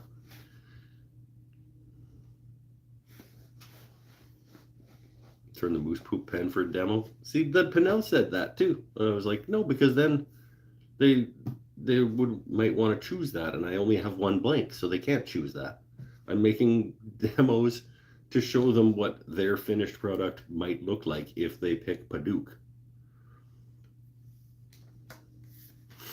How far away is power? It's just inside the door. Like I'm going to be just outside the building. I'll run an extension cord. It'll be fine. It's got a little bit of an overhang, and then I'm going to put up a tent. Because we can't have dust flying all over the shop. And it's in the afternoon, so it's going to be on the side of the building that it's not all super bright and stuff. So logistically, I have it figured out. I am going to have to make like a collapsible or like a flat packable stand for the lathe that I bring down and assemble on site and then can pack up flat to put away someplace. That'll be a cool project for the channel too. It'll be like quick and dirty lathe stand for markets or demos video. It'll probably just be like 1x4s and a piece of 3/4 inch plywood on the top, but I'll make it like knockdown.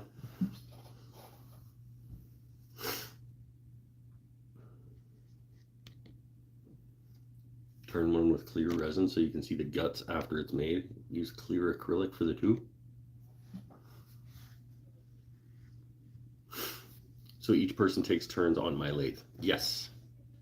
It'll be like, we'll go through like a safety discussion about and the different parts of a lathe and what you want to consider if you're looking at buying a lathe.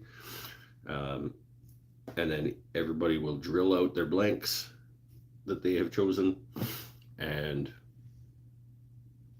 glue tubes in one after each other. And because people can then learn from each other too, right? It would be better if I had more than one lathe, which I technically do. But I also want to be able to keep an eye on people and not have my attention split between lathes. There's only 4 people allowed in the class. So It'll I think 3 hours we can get 4 people through a slimline pen.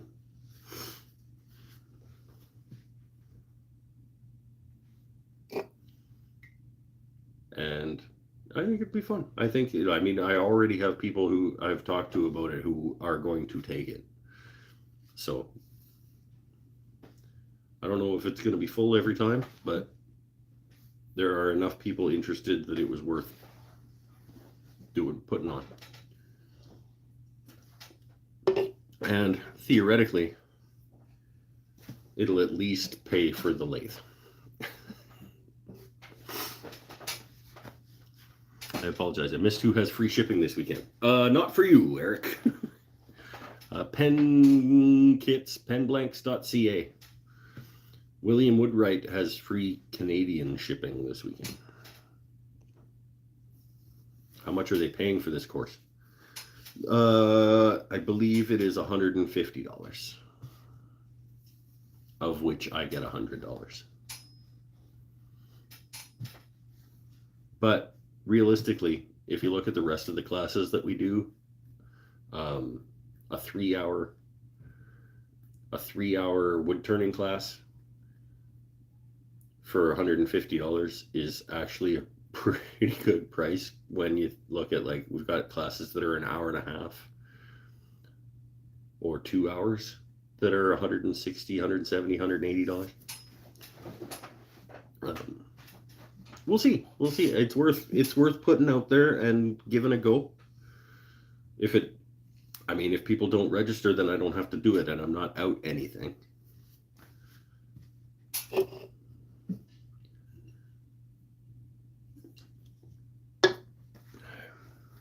So, and I will probably cancel if only one person signs up. Like, I don't think I'll go down to do it to make $100, but I'd do it for 2 people to make $200. Because at that point, even with setup and takedown and cleanup, I'm probably making $40 an hour. I'll work for $40 an hour.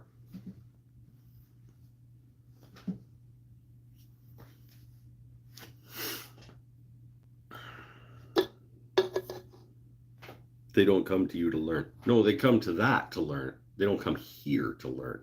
Don't come here to learn. Don't come here to learn. Go there to learn. Not out anything except the price of a third lathe.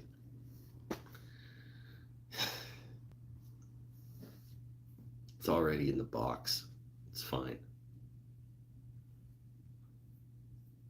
I made enough for the third lathe at Christmas market, okay? Did I? I don't remember.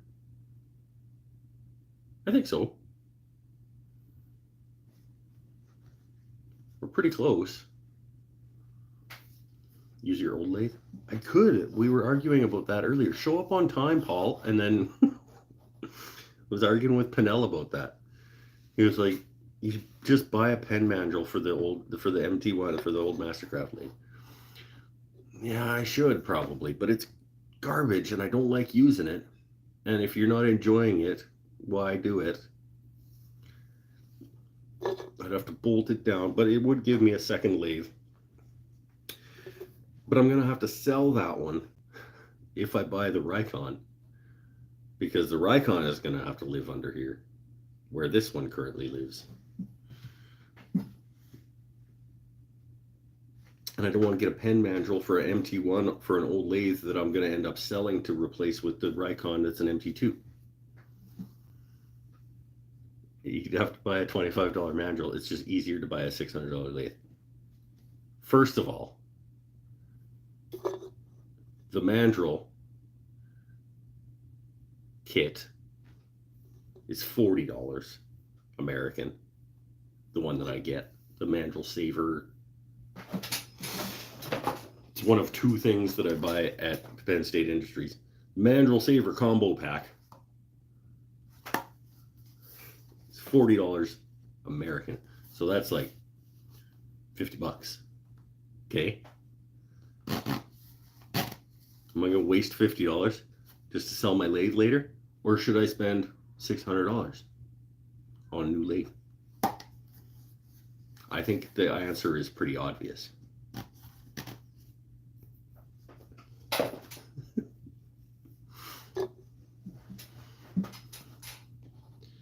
Do a video comparing the Rikon to the Laguna. I could make, like I said, if I buy the Rikon, I can put out a video and probably make like $40 off the video. That's almost the cost of the mandrel. I'd still like to have a Laguna 1836. Yeah, wouldn't we all? $3,000 is not doable right now. Yeah. I would like to say that I would like to own a big ass lathe, but I don't know. Honestly, I don't ever like go like, damn, I wish this lathe could do 18 inches of bowl. I just don't see the need. Like, I maybe would ever do one to have like a giant bowl that I made, and that would be what I would want. Ooh, new August video. Maybe. The Titan has a 120 outlet in the bed too. Says you. You showed me that time, and I was like, wait, do I have one of those? I don't think I do, my friend. Maybe it's under the box liner. Because I've got it, but I don't see an outlet back there.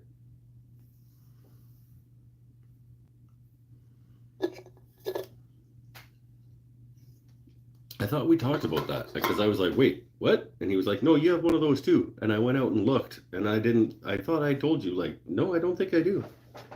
Beer.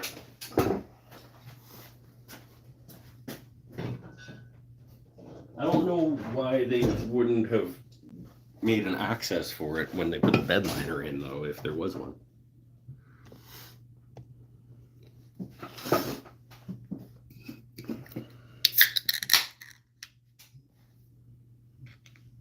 By the way, there are more people watching than there are thumbs ups, and that is bad friending.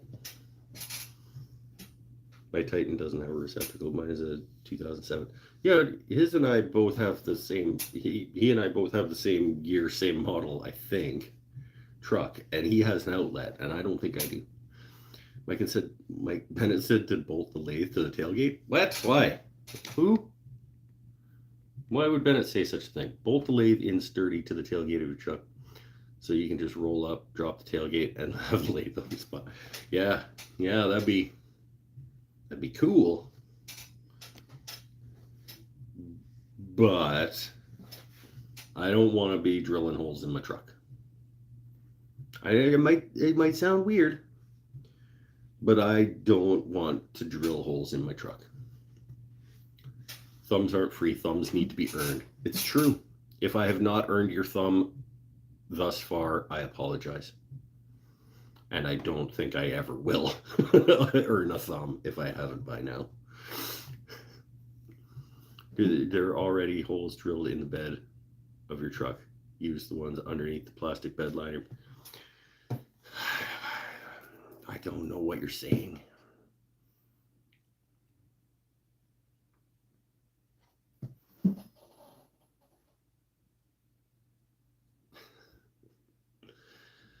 And it just sounds easier to just make a cheap, crappy table that I can bolt my lathe to when I get down there. The bed liner is spraying from the factory, so either you have 120 or you don't. Well, then I don't.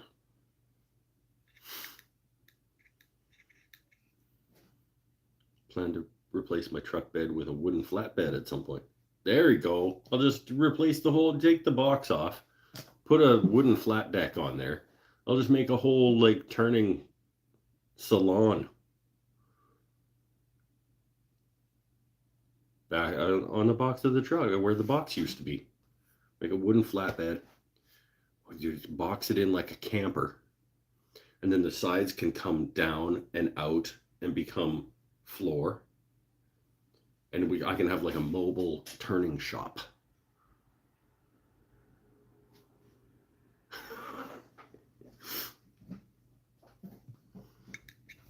No, that's a woodworking project. There you go. See, that'd be great. While you're in Victoria, picking up a new lathe, buy a new truck as well, so you get the outlet. That's what I should trade it in. Be like, look, I need a power outlet in the box of my truck. So I would need that if I took the box off, and well, no, then I wouldn't need the outlet. I could just wire it for the shop that I'm creating where the box of my truck used to be. It does sound rad though, doesn't it?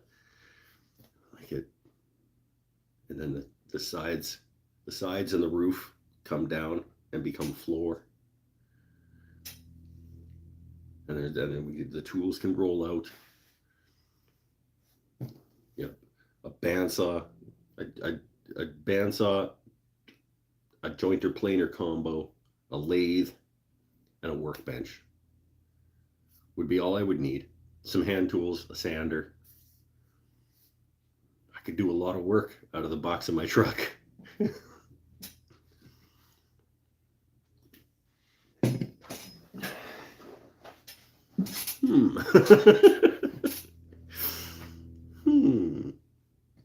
That sounds like 60-year-old Mike's. That sounds like 60-year-old Mike is a good idea.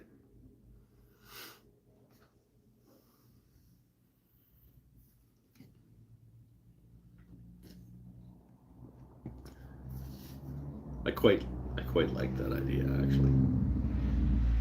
Maybe not so extravagant with the fold down walls that become floor for a shop that tools can roll out onto. But maybe. But like the shop in the box of a truck that I could go to markets and stuff and do demos, and like I could make it my market booth. I could have like a self-contained market booth / workshop on the back of my truck. That would be awesome. I could also just do that with like a cheap, crappy camper frame, though. That'd probably be easier. Just buy a cheap old camper that's all run down and gut it and turn it into a mobile shop. That's probably a better idea, honestly.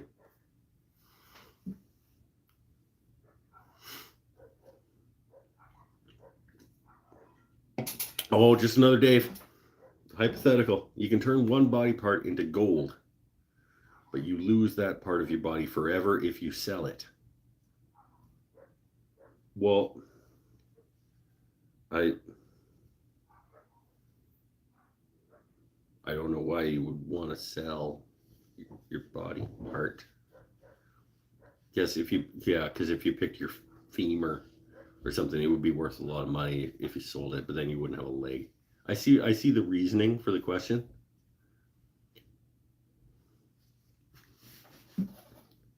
Because I was like, why would you sell your golden body part that you had just created? But it's because gold is expensive. Yeah, it's a good point. Turn one part.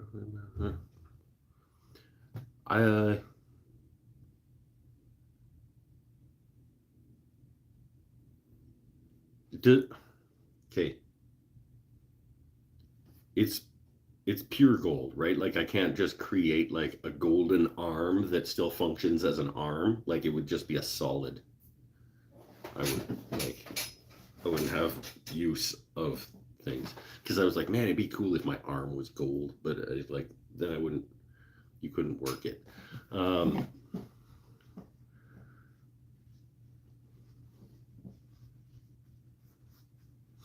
A gold schlong would be epic. I don't know that it would, because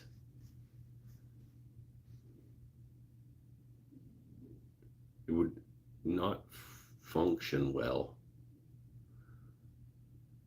in some of the ways that you need it to function.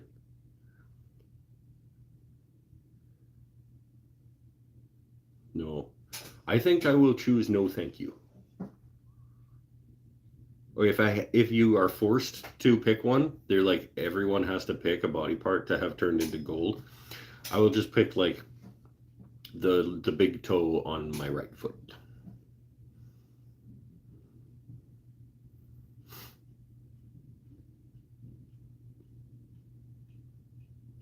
That would be fine, I guess, if I was forced to choose something. But I think if it was just optional, I think I would pick the no thank you.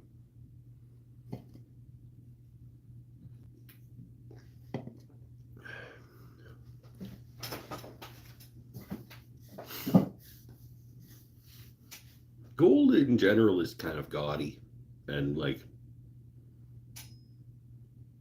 not really my thing. Middle finger, gold middle finger, but only if it could articulate. Like you'd have to have hinges and have to be able to actually operate it.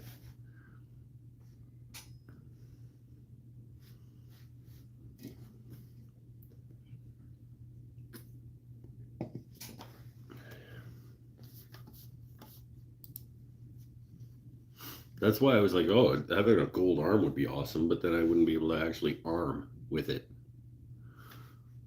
So it wouldn't actually be awesome at all. Because that's what I want my arm to do, is to arm. Perform the functions of an arm, please.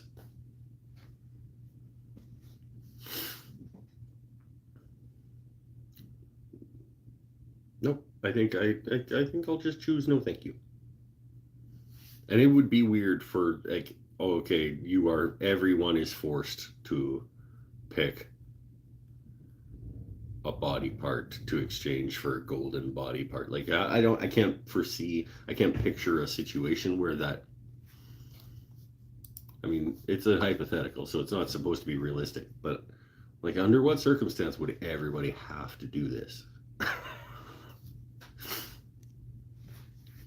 It works as an arm? Okay, so you have a fully functioning body part that functions the same way your normal body part functions.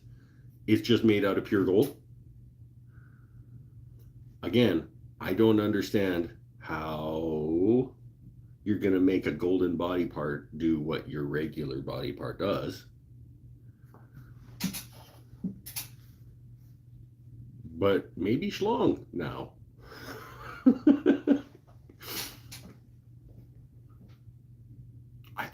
I think I might still pick just like left arm because that would be fucking cool looking.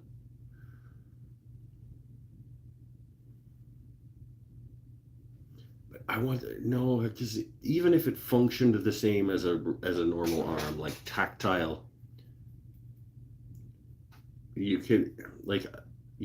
tactile nature of skin and muscles that you couldn't get from gold. Mike's not very good at these hypotheticals, is he? I think I'm really good at these hypotheticals because I break it down into the how and the why. Some people would just answer the question. I am not some people. I want to walk through it, get what the right answer is for me by asking follow-up questions, and walking the how and the why and I think are important for answering hypothetical questions. 3 inches of gold. What are you talking about with my big toe? Are you that far behind in the feed?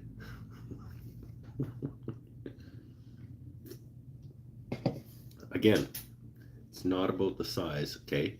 It's about how you use it. We talked about that earlier in regards to something else.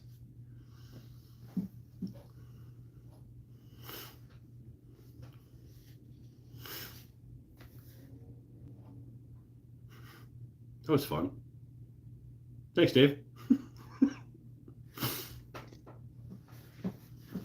Bill Krulich, I don't think I saw you. Have you been here the whole time? Sorry, my friend.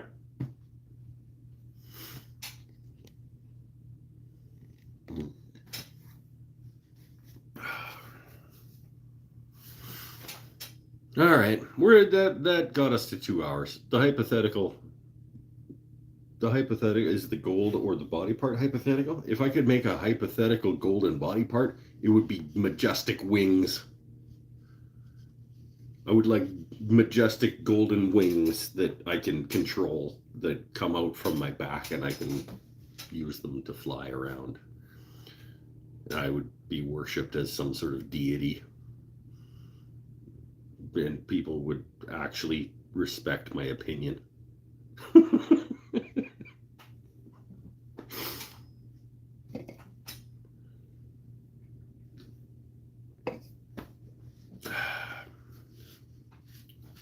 All right, let's wrap it up. Let's see. Let's have a quick look. See, I don't think there were many tonight.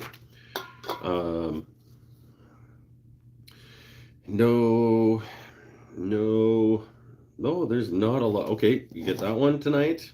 You get, didn't give out points. I will say that at the end, so that'll be 2. No, not a great, honestly, not a great night for the bingo card. Didn't play guitar, didn't complain about my beard, didn't go into the house for anything. I'm counting 3 from tonight. That's not enough to get a line. My apologies to bingo people. If you don't know what I'm talking about, patreon.com/wooden things and stuff. Supporters get a bingo card every month that has random things that may or may not happen during live shows. If they get a line, they get a prize. Tonight was not a good night for them because I did not use a hand plane or even pull a hand plane off the wall and not use it. I didn't give out any points. I didn't hold up the calendar, didn't try a new drink, didn't use the branding iron, didn't use green tape, didn't play guitar, didn't climb a ladder, didn't ask Pinnell to put a link in the chat. Oh, 4 things tonight. Still not enough for a whole line. But I missed the custom high-speed crayon song happened. Will Ferrell movie quote, stay happy, stay healthy, stay safe. Always happens at the end. That's why it's the middle square. And it's basically the free one. And I talked about the Tears of the Kingdom and Breath of the Wild. So 4 squares of the bingo card tonight. There last week and the week before, I believe, were both 6 squares. So either of those weeks, somebody could have theoretically won a prize.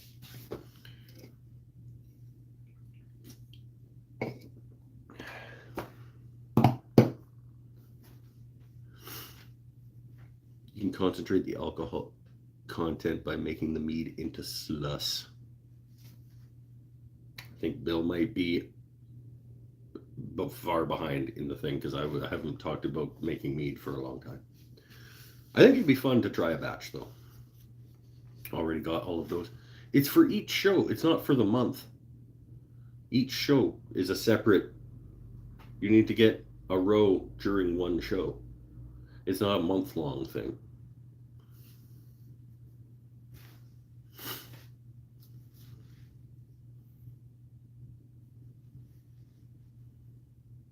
Bill, you're way behind live, Mike. Yeah, freezing mead. He is back watching mead. Yeah, okay. Then we won't ever win. You could have, yes, you could have. Like I said, last week there were 6. The week before there were 6.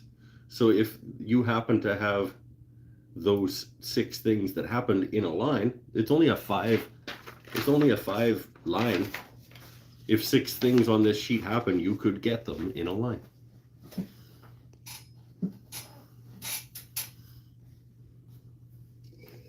And some weeks there'll probably be more than 6. I can absolutely see weeks where there are 8 or 9 of these things happen.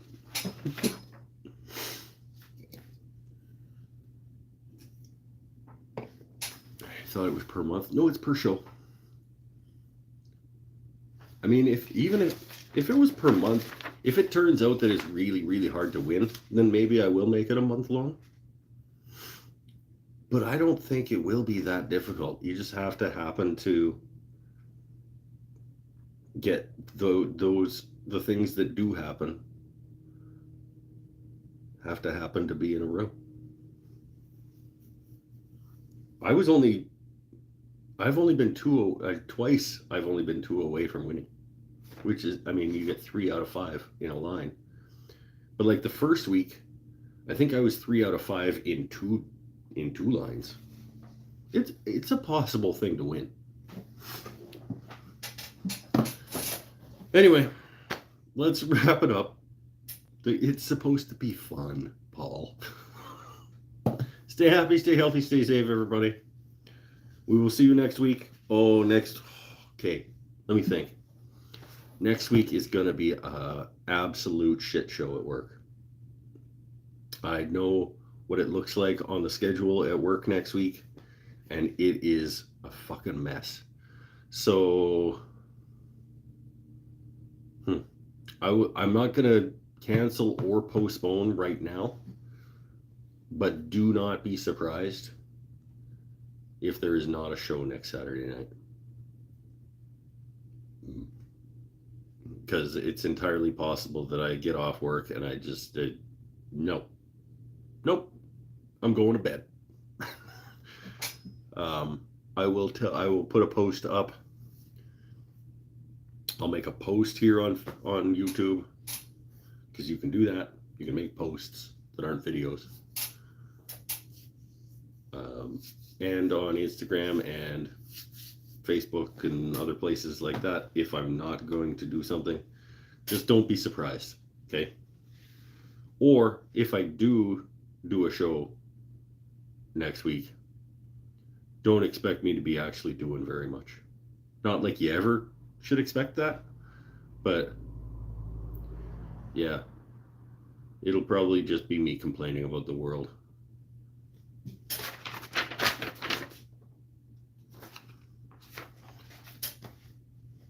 Come RCing tomorrow? Tomorrow I have something I need to do. I have 2 somethings I need to do. I just have to remember what those are. Yeah, no, tomorrow and Monday I don't know what the things are that I'm loaded down with, but I am absolutely, tomorrow and Monday, I'm sure that I'm just booked up from like 9:30 to noon. Well, that's double not, because I'm not waking up in time to go RCing at 9:30 tomorrow morning.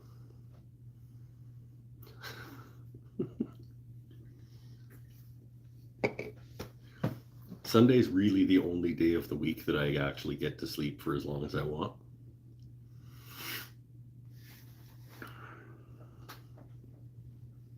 Because it's my only day off that I don't have to get up and take somebody somewhere for some reason.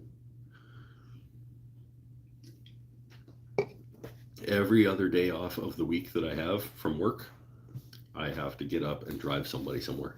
So I'm not doing anything at 9:30 in the morning on Sunday. I'm sleeping.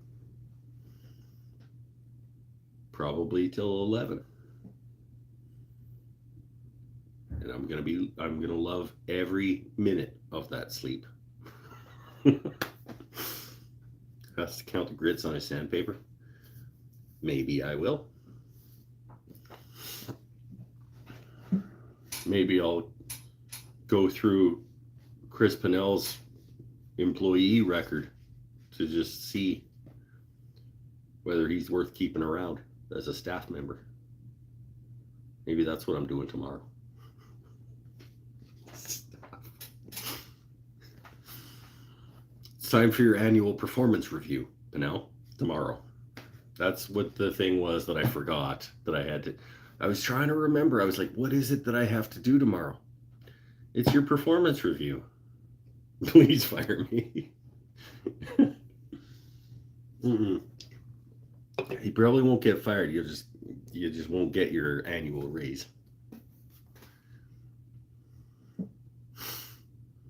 Or the percentage, your raise, your performance increase will not be as big this year, depending, on how the performance review ends up. Stay happy, stay healthy, stay safe, everybody. See you hopefully next Saturday, but we'll see.